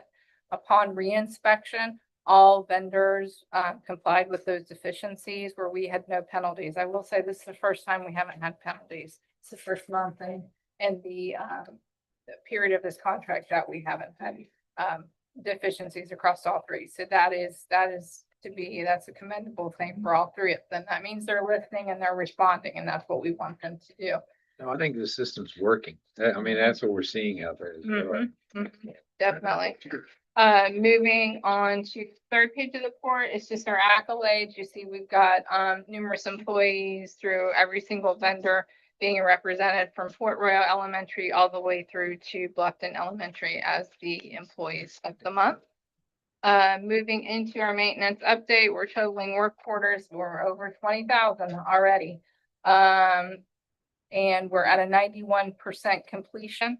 I will say, even though we're not, our completion totals are not as high as we were last year, we're still 195 off from where we were last year. So we're getting there. We're making progress. All right, moving into the craft categories, we had 2 craft sections this month, general maintenance and HVAC. I do want to point out that completed line item, you're going to see more completed than requested. I like to see that because that tells me that backlog of just about 19,000 work orders, we're starting to hit it. We're starting to get ahead of it. And that's what we want to see. We want to see more completed than requested, especially when it comes to having those backlog work order items. Ladies Island Elementary, they were the highest general maintenance, and they were your typical, replacement of fixtures in classrooms, some parking lot things that were addressed, as well as troubleshooting and doing some grounds upkeep. I did want to make a note, and I did italicize it in this report, that Riverview Charter School did have a higher work order count at 29 in general maintenance items, but we did not include a summary analysis for this location because the site is not managed entirely by Beaufort County School District Operations Department. Moving on to Beaufort Middle School, they had our highest HVAC work order total. I think we've kind of talked about, we've already identified as a department in a district that there's needs there from an HVAC standpoint. We do, keeping full transparency, we do have classrooms that do have portable units. We have 3 classrooms currently identified with portable units in them. Those are classrooms that, again, are those guard units that are scheduled for replacement starting this summer once we receive the equipment. Going on to page 5 of the report, this is our page for our work orders requested and completed. Both north and south did request and complete over 50%. You'll see our average days to completion for south is under 5 and for north is just under 6 days. So our blitz of the month, moving to the next page, Buford Middle School. We were able to accomplish a lot at Buford Middle School. It was highly successful. We had a great meeting with administration. We were very busy bees, our maintenance facilities team. We did a lot of things there as far as pressure washing, replacing signage, a lot of cutbacks of trees along the athletic field. So our crews did a great job this month, really addressing a lot of the needs from a facility standpoint of Buford Middle School. Moving into the last page of the report, ta-da, the little people are back. They have returned. So your request was heard loud and clear, and our one of our data operations specialists who helped support this report, when I gave her that feedback, she was like, I'd be happy to add the little people back. So they're back. As you can see here, from our January to March, we're now giving you that quarterly global view. We did start at 96 and we're at 95. What I do want to make note of, though, is the 3 positions we currently have open. Our an HVAC technician senior level, that position has been offered and accepted. And they are scheduled to report within the month of April. The general maintenance technician at the time of this report has already been filled and has already he's actually already reported. And then the last position that we're filling, which is a refrigeration position, that individual, we have actually been trying to recruit him for months based on a very, very good referral and recommendation, and he is coming May the 4th. Knock on wood. If all these things align and happen, I will be very excited to report 100% in April. Or May in our May report. So as you see here, moving into deficiencies, we are hitting Sodexo facilities with deficiencies, and I'll let you know from January to March, they're partnering with us. They're acknowledging these openings, and we've collected just over $60,000 back just in staffing. That's huge. That's huge. Now where that money goes, it's above my pay grade, but the fact that it's coming back to the district and they're feeling that and they're understanding the pressure of how critical it is to staff. Now the conversations have gone to, well, now we need to look at our staffing plan and we need to figure out where we're going to overstaff, because we don't want to keep on paying this money back to the school district. So now the conversations have changed, and that's where we want them to go. We want to see and talk through that. As far as success, we had a lot of great success. We talked about Buford Middle School. We talked about obviously visually Sodexo's ability to really quickly replace these open positions. I do want to give a shout out to the maintenance team. They were tasked with stepping up in the very last minute to support our annual JROTC and Superintendent Cups ball that they did at Bluffton High School. And when I say step up, it's typically at Paris Island in one of their event spaces, and it was literally 4 days. 4 days, we have to get a space ready. We got to get, 60 chairs, 60 tables, 350 chairs, linens, tarps. It was a whole thing. So I want them to be recognized because 28,000 work orders a year, and they just said, you know what, this is a priority and we need to get it done. And the event went off without a smash. Like, it was phenomenal for everyone. And to end, we've got our general maintenance technician of the month for Zone 2. So that concludes the maintenance and custodial report. Any questions, comments, or feedback? Yeah, I just do have a concern in the comment. I was over at Lake Middle School yesterday, and I didn't have any hand. I'm not gonna say that one. Nah, not the personal one. There was no hand towel nowhere in the building. And Restroom hand towels? restroom hand towels. Okay. There was none nowhere. And the custodian said that there's none nowhere in the building. And one of the other employees from another building, I heard that she said that they didn't have any either. And I know I think it was last year. I know that Mossy Oaks towards the year didn't have any either. So this is something that I don't know that they're thinking that at the end of the year You know, as it flow, I know my schools at one time, at this point in time at the end of the year, they didn't get any in for the rest of the year. And we definitely need people to be able to dry their hands and use hand towels. So Sure. this is not something that we need to be able to let them get their money back on. Right. These things have to be in the building. So We- that's just an FYI. I will put that out there. That's fine. That the building I have, and I couldn't dry my hands. I put my hands in my Was, you said Ladies Island Middle School and, Lakeside Middle School, and I think it's my silks. okay. Yeah. That's the same vendor. So we will definitely check with that vendor and I will have follow-up conversations about what our concerns are with those inability to support supplies at those locations. Is it up to the individual vendor to support supplies? It is. We don't dictate in our custodial contracts. We provide square footage and student enrollment counts, which is pretty much what bases their ability to figure out consumables and at what rate they order consumables. And so we don't micromanage in that way. We don't get in the weeds with them in that way, and we don't dictate set quantities within our contract. There's just an expectation there. You're gonna provide consumables for us. Throughout the year, if they ask for additional information after 45-day counts for student enrollment, then we're happy, I'm happy as a point of contact to provide that student enrollment data to them, because it may very well fluctuate, obviously, year to year, based on when they submitted to the contract. So. Well, like I said, so I do know for sure.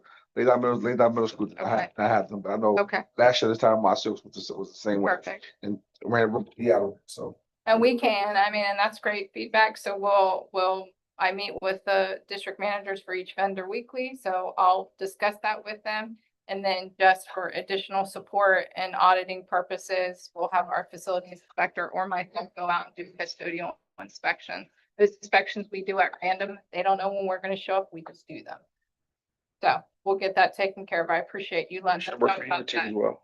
Yes, Looking on next month's staffing report. thank you. May the fourth be with you. Exactly. I'll get energy there. I'll get energy. All right, thank you. All right, here we go. I thought you were gonna say something. so I thought- show, Okay. you got the floor. Student assignment, here we go. I'm afraid I'm gonna go slide by slide, so this is a lot of information to take in. I will do my best to try to explain what you're looking at, and what we're talking about. Start with the timeline that you all have seen before, because we've started these conversations. So we are now on, so step one was to talk to you all. You all defined our scope of work for this process. Step two was to have public meetings, which we did back in the fall. Step three was for us to develop those options and then talk to senior staff about them and then talk to the board about them. And so that's where we are now. We're talking to you about options. So the next slide just gives you what the scope of work was that you gave us to do. The next slide gives you what those public meetings were. And then I think all three of you came to at least one meeting or multiple meetings along the way. So you all heard some of that feedback, but we're going to go through this feedback that we got. So results from the public survey, we also put on our website an option for people to view the PowerPoint presentation we gave at those public meetings. And so we had, from the analytics that our website provides, 2,800 people engaged with that. 1,636 were informed, which I'm assuming that means they read some portion of it. And then 359 people actually responded to that survey, with 221 who attended the meetings or said they attended the meetings or reviewed that presentation. So survey results showed the two biggest concerns were traffic on New Riverside, yes, and the donut holes that affects all the students at all the levels. So I'm just going to give you a little detail about those results. Wanting to highlight question 5, what's your biggest concern? change. Change was their biggest concern, and we know that having gone through this in the past, anything that changed. Travel time, I equate that with traffic. I just use those two terms interchangeably and trying to clear these word clouds for you. And then you'll see donut holes. So who showed up at the meetings? You see most of the people that showed up were in that New Riverside area. The next one talks about who should be grandfathered in and at what time frame they should be grandfathered in over time. And then these were the considerations we went over before, all the things we talk about that go into actually creating zones. There's like 2 or 3 slides on that. I'm not going to read those to you because you've seen them all before. So in creating the options, I don't know what slide that is. Keep going, Robert. Creating the option. So did this a little differently than I've ever done it before. Because we have Mr. Frazier and his transportation team. And you all kind of ask, are we going to take transportation in consideration? So I said, do you want to develop an option? So they took on that challenge. So I developed an option. Transportation developed an option. And then our GIS analyst, who just looked at the numbers, he developed an option. And so that's what you all are going to look at. If you remember in your facilities master plan book, neighborhood planning units. I know, I saw that. I love it. Neighborhood planning units are the building blocks of how we create attendance zones. And so all of the options were developed with these same building blocks. So we're all using the same tools as we approach how we came up with the options. So in this next first map really is showing you at the elementary school what the current attendance zone is. So that as we talk about options. So all the maps you're going to see, the color is the current attendance zone. Then the options will be drawn on top of that. So you can see perhaps what the change is. Okay. So when we look at this first option at the elementary school attendance level, again, the color is the current zone. The red line is the option. So this one is sort of a minimalist option. And it creates a new zone to open May River Elementary School, keeping all of New Riverside communities, including the Heritage, which is way out there to the west, together at May River Elementary. So that reduces the attendance zone for Pritchardville. It fixes the donut holes that affect Pritchardville, River Ridge, and then those donut holes were going to Bluffton. It takes those out of Bluffton Elementary School. You'll see circles around what's the schools. So those are 1 mile circle rings. Remember, that was part of those considerations. If you live within a mile of the school, you should be able to attend that school. When you look at the map, you see that some of the circles overlap. Right. So that, creates choices and can be part of those options as we go forward of which school do you assign those particular neighborhoods to. So in this option, Michael C. Riley, Okatee, and Red Cedar do not change. And yes, okay. Now, option 2 elementary. Again, the color is the current and the blue is the proposed option. So this one you see has a little bit bigger change. The neighborhoods out past Sun City, which is University Park, is now going to Pritchardville under this option. This for transportation was a big consideration. It keeps them out of a bigger traffic pattern, I think. Yes. So, absolutely. May River Road being a huge consideration. I was looking at that on the earlier one. May River Road, this splits the attendance zone right down May River Road instead of those neighborhoods that are right across the street kind of from Pritchardville, which are not really a planned unit, planned neighborhood. It puts those into May River Elementary.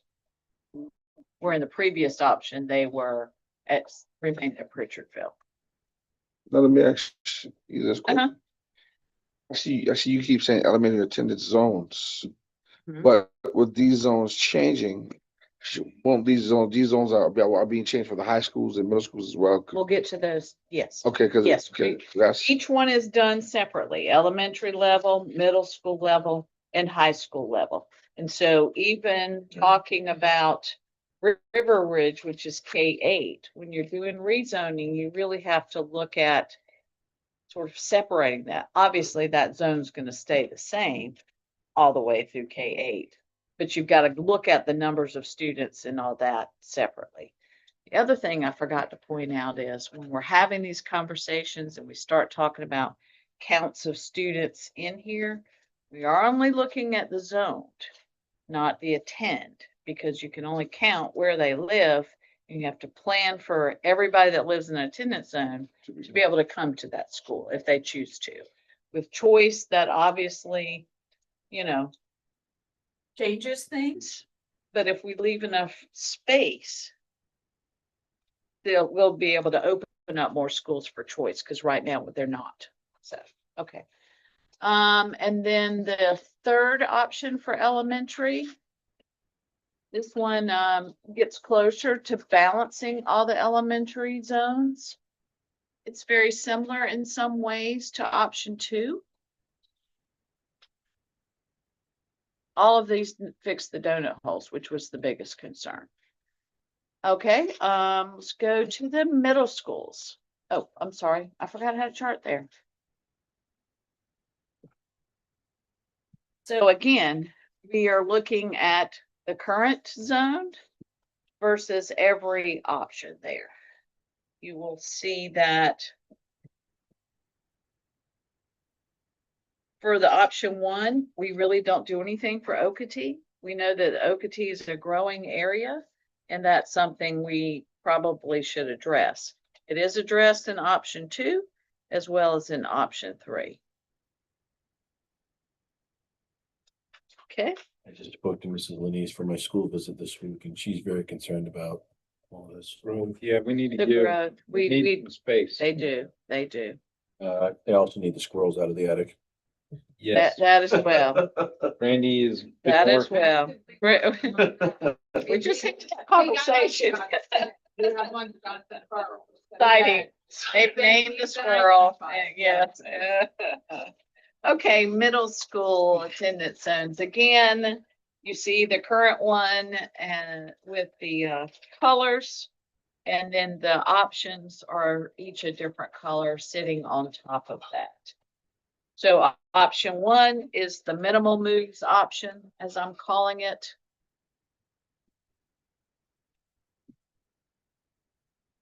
You can see a few changes. Westbury Park, I think, is one of the changes there, and then a big section along Highway 46. And fixes the donut holes that are within River Ridge Academy. Option 2, again, this was the transportation option. Very similar with some changes. Again, Westbury Park. And Rose Hill. And then the third option, which is the balance enrollments, it's very similar as well. As you can see, this one changes Islands West in this option.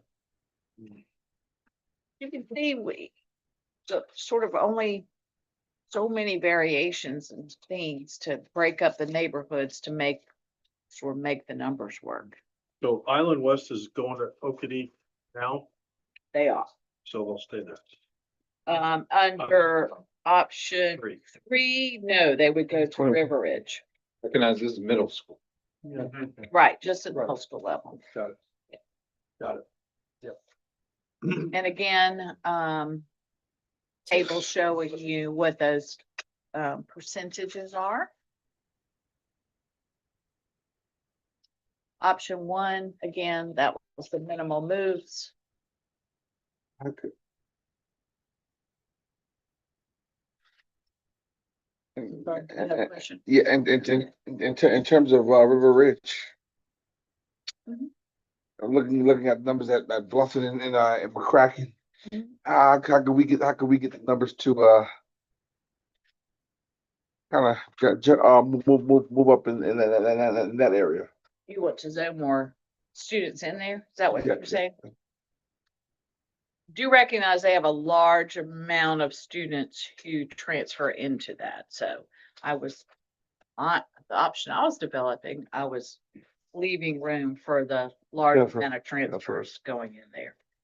What's also not taken into account at this middle school level is the project we were talking about in the 8%, which is converting those locker bays into classrooms, which would increase the capacity at Bluffton Middle and make that 96 number for option one be lower. Okay, let's go to, I'm sorry, 94. I'm trying to read it from up there. Okay. You would add about 80 students, I guess, to. Yeah, right around 80. Well, converting those lockers to 4 classrooms would give an additional 80. About roughly 80 students, right? I did hear that. Correct. Yes.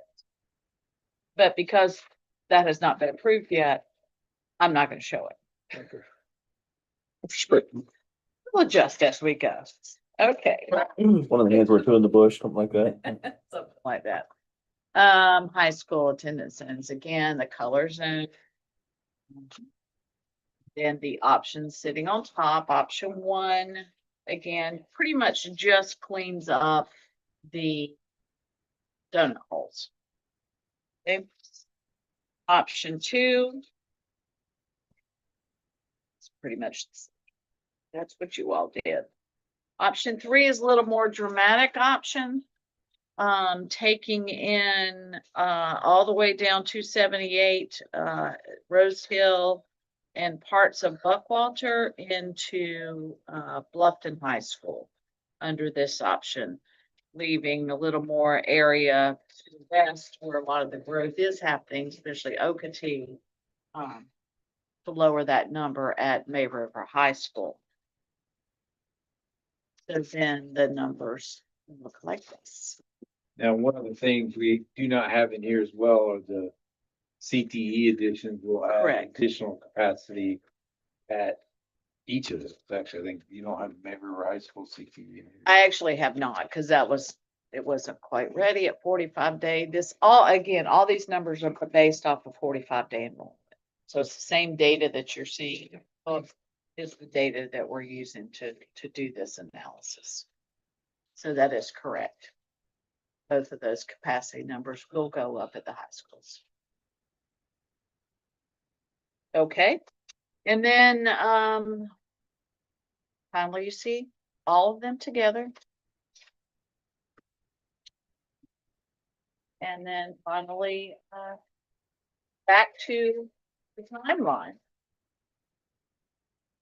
So our next step is to take some direction from you all, what you all would like us to do next.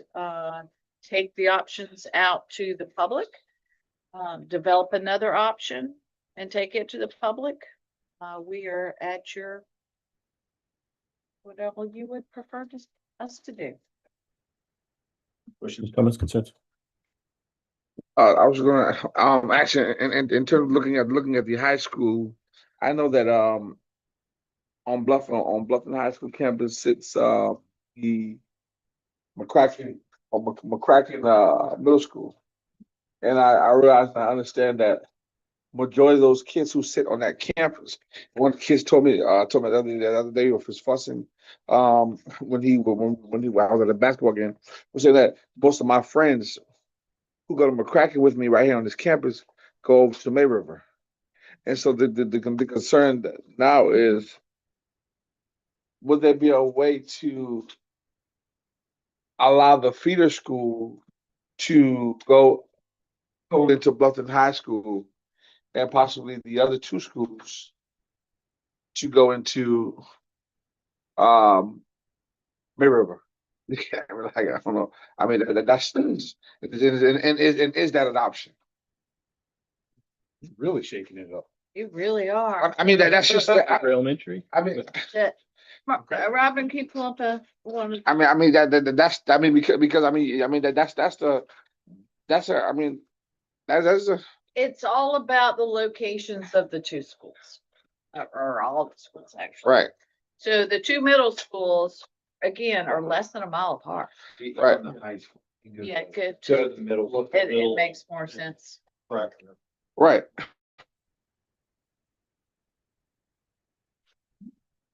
Stay right there, go.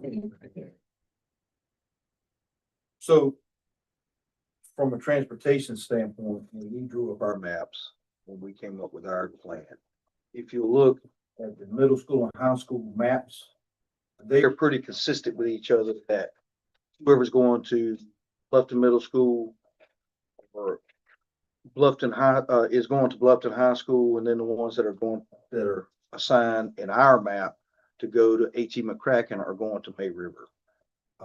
Just based off the boundaries that we used, it was a little easier for us to keep them kind of in the same streets, so Bluffton Middle School, the feeder school, Bluffton High School, we zoned them the same. Right. We did up our maps. If you Right. look at the two maps, they pretty much address the same way. Reason being is, for us, asset wise, we had more ability to use possibly fewer buses because we're closer.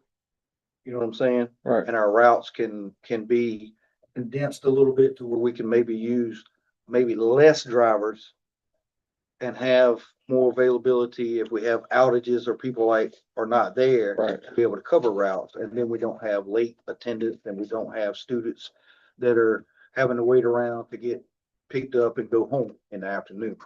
That was our intention for what we were trying to do. At the same time, looked at trying to balance the numbers too, because May River was at 103% capacity. Bluffton was at 80-something%. We got it a little bit closer by doing the zones the way we did, to where it evened out a little bit more, to where we had more, availability for transfers or whatever they wanted to do. There's a little bit more room based off the maps that we drew up, just because we kept the neighborhoods closer together. So in other words, for example, let's say Rose Hill, southern part of Rose Hill on the southern part of 278 going to May River, the northern side going to Bluffton High. Right. In our edition of the maps, we got all of Rose Hill going to Bluffton High to keep that community together. We did the same thing with the middle school as we did with the high school. And then there was a little difference in the elementary stuff, but, and that was just based off of transportation from that point way over to Okatee where they're assigned now.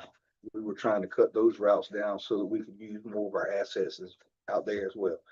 So a lot of where our problems come in, and just so you know, with transportation, a lot of where our time constraints come in Bluffton is from the traffic itself. The closer that we are in our attendance zones to schools, the easier it is for us to go and come, especially with elementary schools, because a lot of times we have to take children back to the school because parents aren't in place or whatever it may be. So we have to transport them back to the school before we can start our middle and high school routes. What happens with Okatee, for example, Rose Hill, you know where that is off 278, and the distance that it is from there to Okatee is 25 minutes for us one way. Now imagine we have to take a child back from Rose Hill back to Okatee. So now we're looking at 50 minutes for a trip. Whereas if they're going to Red Cedar, we're looking at 15 minutes. 10 minutes, 10 minutes or so one way. We got to take them back because nobody's there to pick them up. 10 minutes back the other way, 15, 20 minutes. That's a big difference when you're talking about getting to your next tier of schools, middle and high.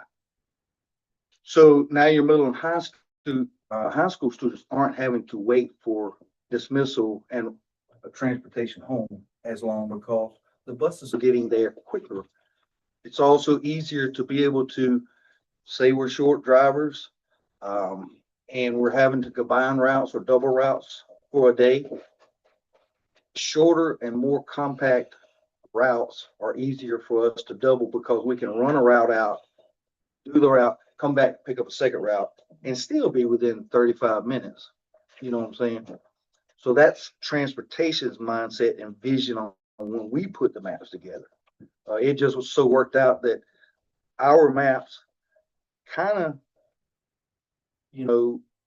evened out the numbers on capacity levels just because we crunched some areas and we expanded some other areas so that we were better able to use facilities capacity wise and our assets as far as bus wise, what we have available, what we can do if we're having shortages, drivers out, whatever it may be. We're able to do a little bit more. So to also address, so if you live, let's say in the farm, across the street from Bluffton High School, Right. You're gonna want to go to McCracken and you're gonna want to go to Bluffton High School because you're within that 1 mile range. Right. So if we were trying to align everything with the high school lines, you would almost have to take those and send them to the Bluffton High, to May River High School.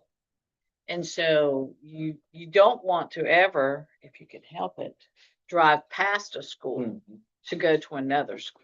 So our real issue is because the schools are so close together, and I don't know how else to explain it. It's hard to divide them up. Yeah. It's just hard to divide them up. And again, River Ridge with a big geography area, but they're only serving, about 350, 400 middle school students. So, and it's right in the middle of going north and south, up and down Okatee. So then you're kind of going around that River Ridge attendance center.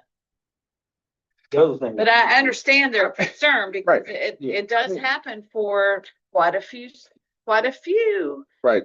And we talked about before we ever started this, having strict feeder schools is That's what I'm looking at right now. impossible until we build another middle school. And then, depending on where that is, it can be easier to create strict. I mean, feeder schools. and I hear what y'all are saying, but at the same time, how do you come past those other schools and you said I understand because all that driving stuff that sounds good, but parents don't want to hear that. And kids don't want to hear that. They understand is that look here, the same way you get me to from where the community you bring me from and bring me at McCracken Middle School, which is right here in Bluffton campus, but then you want to send me to May River High School. How do you say it's convenient to bring you to? It's convenient to bring you from wherever you came from to McCracken, but it's not going to be convenient to bring you here to Bluffton High School. That's an argument that defeats itself. So I understand what you're saying about buses, but at the end of the day, that's not a legit argument because it's our job to figure out what it's going to take. That's why we have a budget to figure out what we need the budget for, to figure out what buses we need, how much bus drivers we need to get these kids from to and from. So And it may be too that student you were talking to lives in one of those donut holes, in which case they would go to McCracken. And then they might go to Bluffton High, even though. Well, I was gonna say, part of the problem was when this was originally created, when just before May River came on board, it set itself up in this manner. And I Right. think, and you tell me if I'm wrong, you could develop where cracking goes to Bluffton High, but you're gonna change everything. I mean, that's And that's unfortunate. an option we can do, but recognize we need you there with us when we go put it to the public, because we're gonna have a lot of shots at us. I think the option should be. I think the option should be had just to get a feel, because the option that we have, I appreciate them, but also I just want to say I just want to say let's bring that option too, because it's been talked about. Because I remember I was here when we first talked when this whole first Bluffton situation changed, and I watched the community because I've been there since the high school was in existence. So. Right. I mean, so if we're gonna be fair about how we want to really fix this zone, then let's bring that as an option too, and let them pick. And honestly, it would Actually- involve moving everybody in Bluffton. Yeah. So basically, because of the road network, there's only two ways. East or west or north or south. Yeah, Exactly. exactly. Either go east or west or north Exactly, or south. exactly. And you can do it. That's Let's look at them like, oh, What no. But need it you will, to it will understand- it will still be a challenge, and you're gonna break one of those rules, and one of them will be if you live within a mile of the school, you won't be going to that school.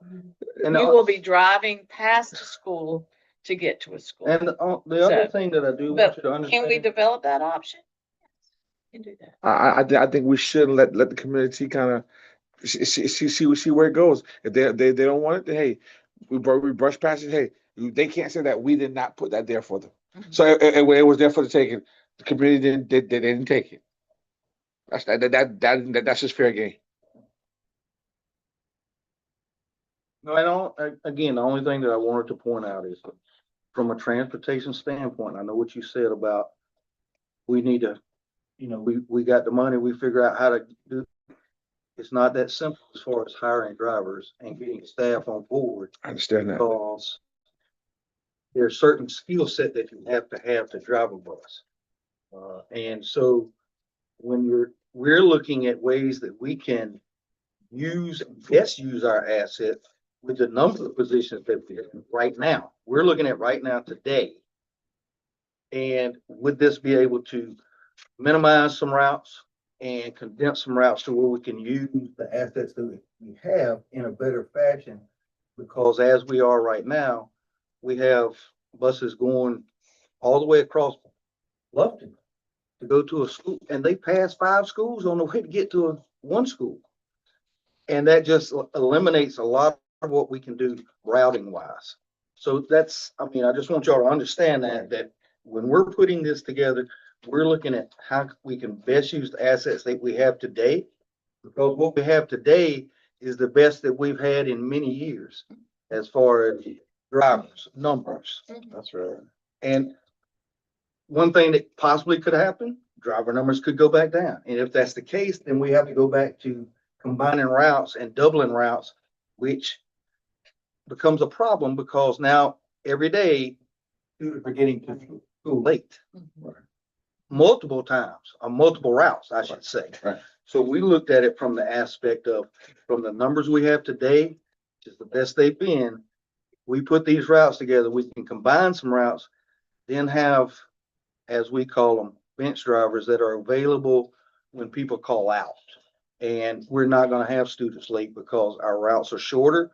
We can use them to do double routes and best use our assets. Right. And I respectfully hear what No, you say. I respectfully hear what you're saying, but at the end of the day, I'm not coming as a board member with middle school and elementary school kids riding the bus together, but we have that. So I mean, I've watched this bus system change from time after time, from year after year, being a board member. So I mean, at the end of the day, they monitor and we adjust and we move it. That's a part of creating the systems. I look at the bus system no different as a contractor that Mrs.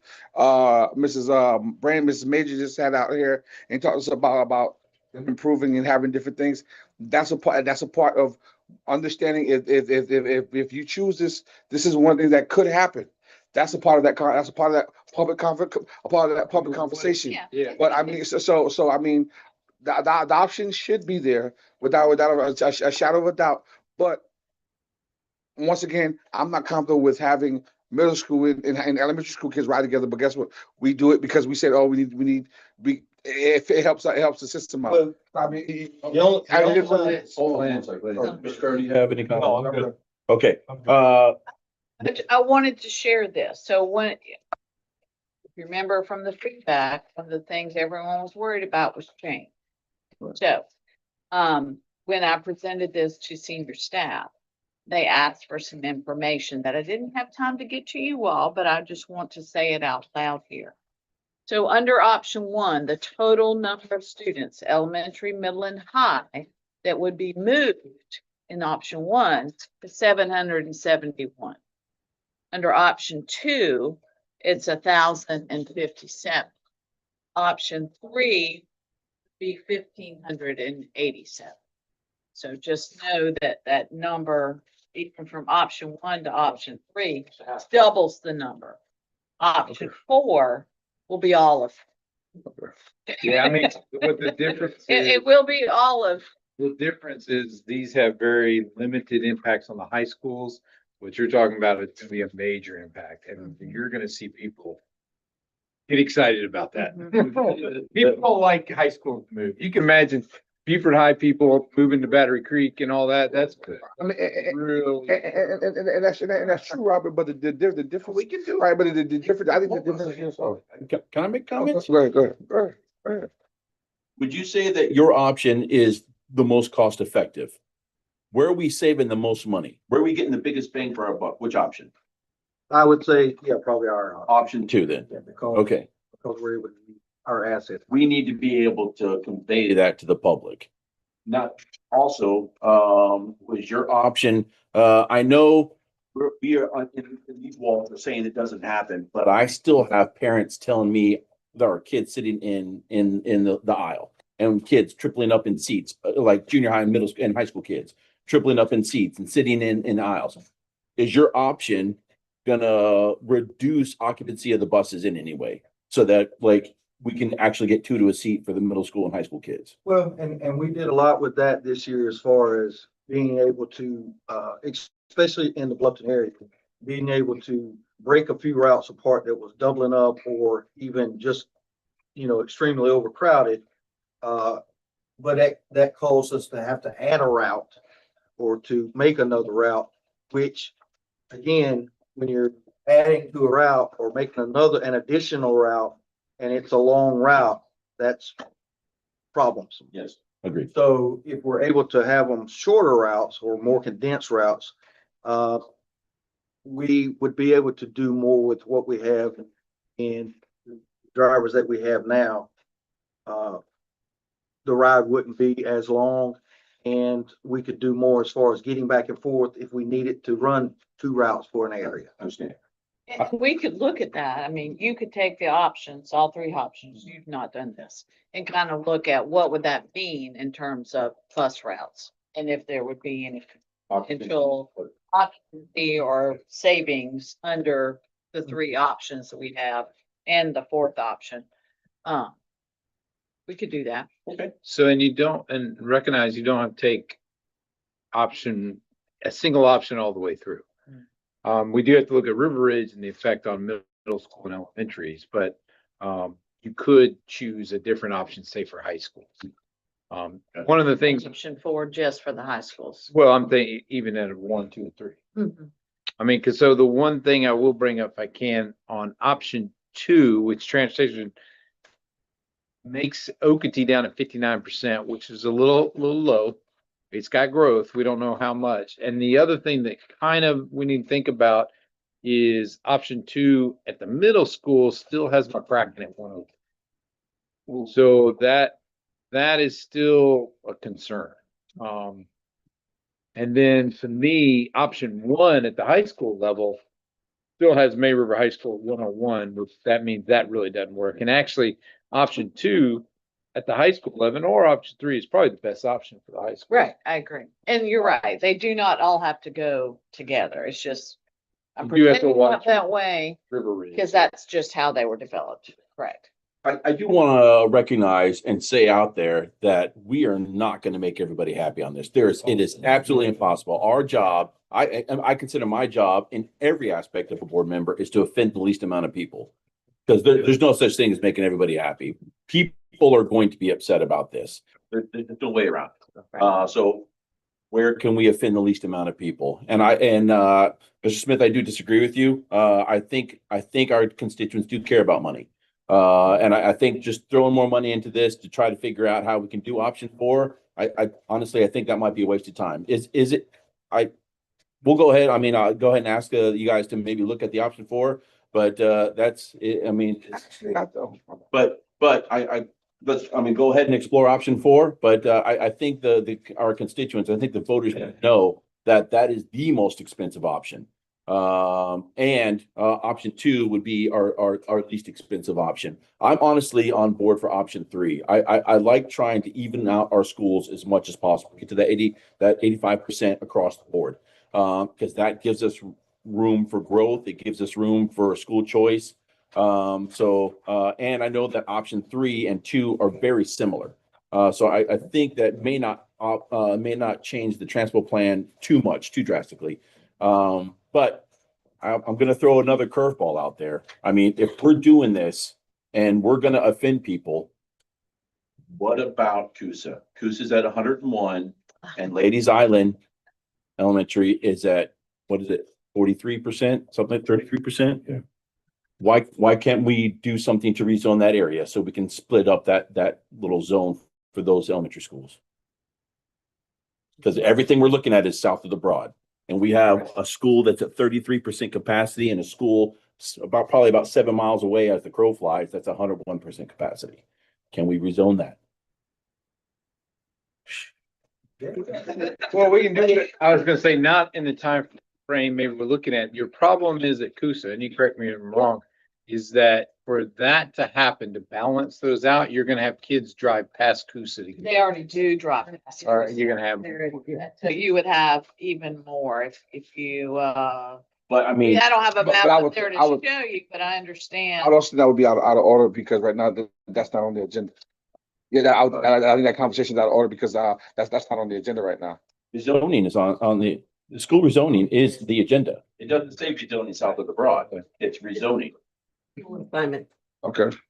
For this, because our task was to develop zones for May River, that's why we focused on Bluffton area. As you see, none of the options touched the Hilton Head zone, even though you come across the bridge, it's from that side of the bridge, the Hilton Head, because they have addresses that say Hilton Head. Gotcha. Okay. Well, I agree with that. How about since we're looking, how about the kids who are on the where the ferry goes at? Because we have what 10 kids in that school. How many kids we have in that school? We could put them in 20. We could put them in the Hilton school too, and that could solve that as well too. I mean, we could look like putting them on. I'm not necessarily saying any of this is off the table, but if we're talking about rezoning, So the one thing I guess is that as of right now, our plan will be, all our public meetings will be south of Broad. That does change the dynamic. So now we will have to have meetings north of Broad, at least for the Ladies Island L and so. And if you're opening that possibility up, Once you're open. that would not be my only concern. I would also, correct, if we're gonna open up north of the Broad, I'm gonna look at Robert Smalls. yeah, Will Branch. yeah, so maybe we can pin in this for next fiscal year or 2 years from now, something like that. That could, I mean, That could be, I think our problem is our timeline. As you see, we've already kind of I started agree. and gone down the road for south of Broad. I would say if that's, the conversation would say, then the board would tell us, all right, next year, look at north of Broad. correct, Right. And then we could start this whole process. again. Put a pin in it then. Yeah, Right. okay. And just to come back to your conversation, I don't think that 4 would be a total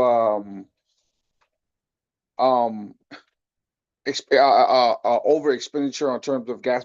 We don't know that because he have not read. So I think that's a prejudged notion that's out of order. It's out of order. I mean, It was the comment, it wasn't a motion. okay, well, okay, well, wait, I took it, Order, okay, well, I took it as a motion, I mean, as a motion, so I just think that, it's saying that, you, Mr. Smith, I kind of took it as a, So you're saying spend money. That's not what I'm saying, I'm just saying, have that option, because I remember going over this for the first time, this was one of the things that they did want, when I was going to all those meetings, that was one of the options that they wanted, so I'm just bringing that back on table, that's all that is. Okay, disagree with each other, that's okay. All right. One of the things, if I can talk about just schedule. So our goal is to have all this by October. One of the things we're kind of up against is, summer. We like to get it when school's still in session, and August is so we're kind of out of pocket June, July, and August. So that leaves, as of right now, even May, September, October, we gotta be done by October. So just, Correct. I don't know what the answer is to that. I'm just saying we have a scheduling problem. Say, if you want us to develop the option 4, which we know will be a challenging option, and go ahead and schedule the next round of public meetings, because we are kind of limited in those public meetings, we could do that. So you all we can have conversations with the board in the summertime.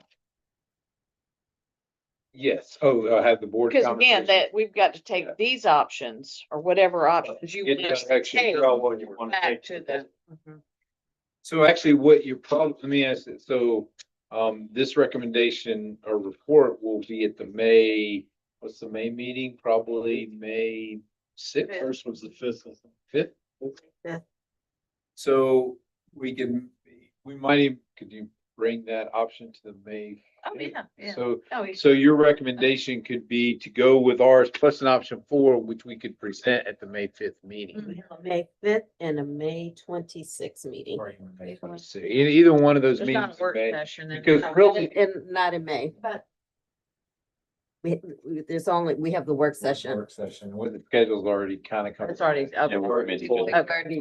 I mean, our problem is we've kind of missed May because we haven't scheduled them yet. Now we're gonna be talking about the scheduling stuff for the end of August, September. Yeah, we're tight. We're gonna be really tight. Well, I think if we need to, I would say if we need to call a special call meeting to address, we have a special call meeting to address this. I'm sure that the board would be open to doing that. I We think, could try to get it on the schedule. or even a special call work session, that's what we need to be happening. Have it at the work session in April if it can get added. It won't be added to the April work session. We've already added it. Yeah, it's already done. Transparent. Too much over there. That's spring break next week, and then the following week is work session. Nothing's gonna happen next week. Right. But you Oh, have May you're 5th and you have May 26th. Right, or a special call. Doable? Oh, yeah, absolutely. Let's I- target yeah. the 5th. Well, you Few have, days I can have it. so. Well, what she said, I think we could have it at April 24th, but we'd have to change that agenda now. But I don't think that it's gonna go, y'all would have to talk amongst yourselves, get that pushed, but that really doesn't gain us much. We're not gonna have any meetings. With the public, you won't be able to have a meeting with the public by then. Yeah. Yeah. August. you haven't had a meeting with the public for any of this right now, so when you go before the public, instead of taking 3, you'll be taking 4. Right. So Yeah, the you problem. can have it at the April Well, after they 21st, or you decide- can. They may decide not to do all. They may narrow down All right, Yeah. we'll go May 5th and then to we'll the look full board. to the full board and then we'll look at scheduling in August. Yeah. When school back, do some sessions at the end of August. Mhm. Bring it to the board in September we have August, September, but then Yeah, you all have to make that decision by for your October. policy by October. All right, we got a plan. Have a plan. Is that it? Yep. All right, unless there's any objections, future topics and next meeting, sorry.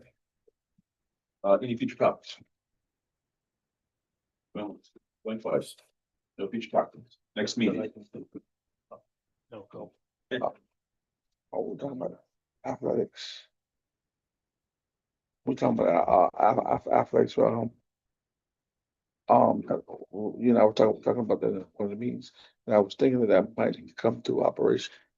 But then we can circle back about that, we can talk back about that after, off.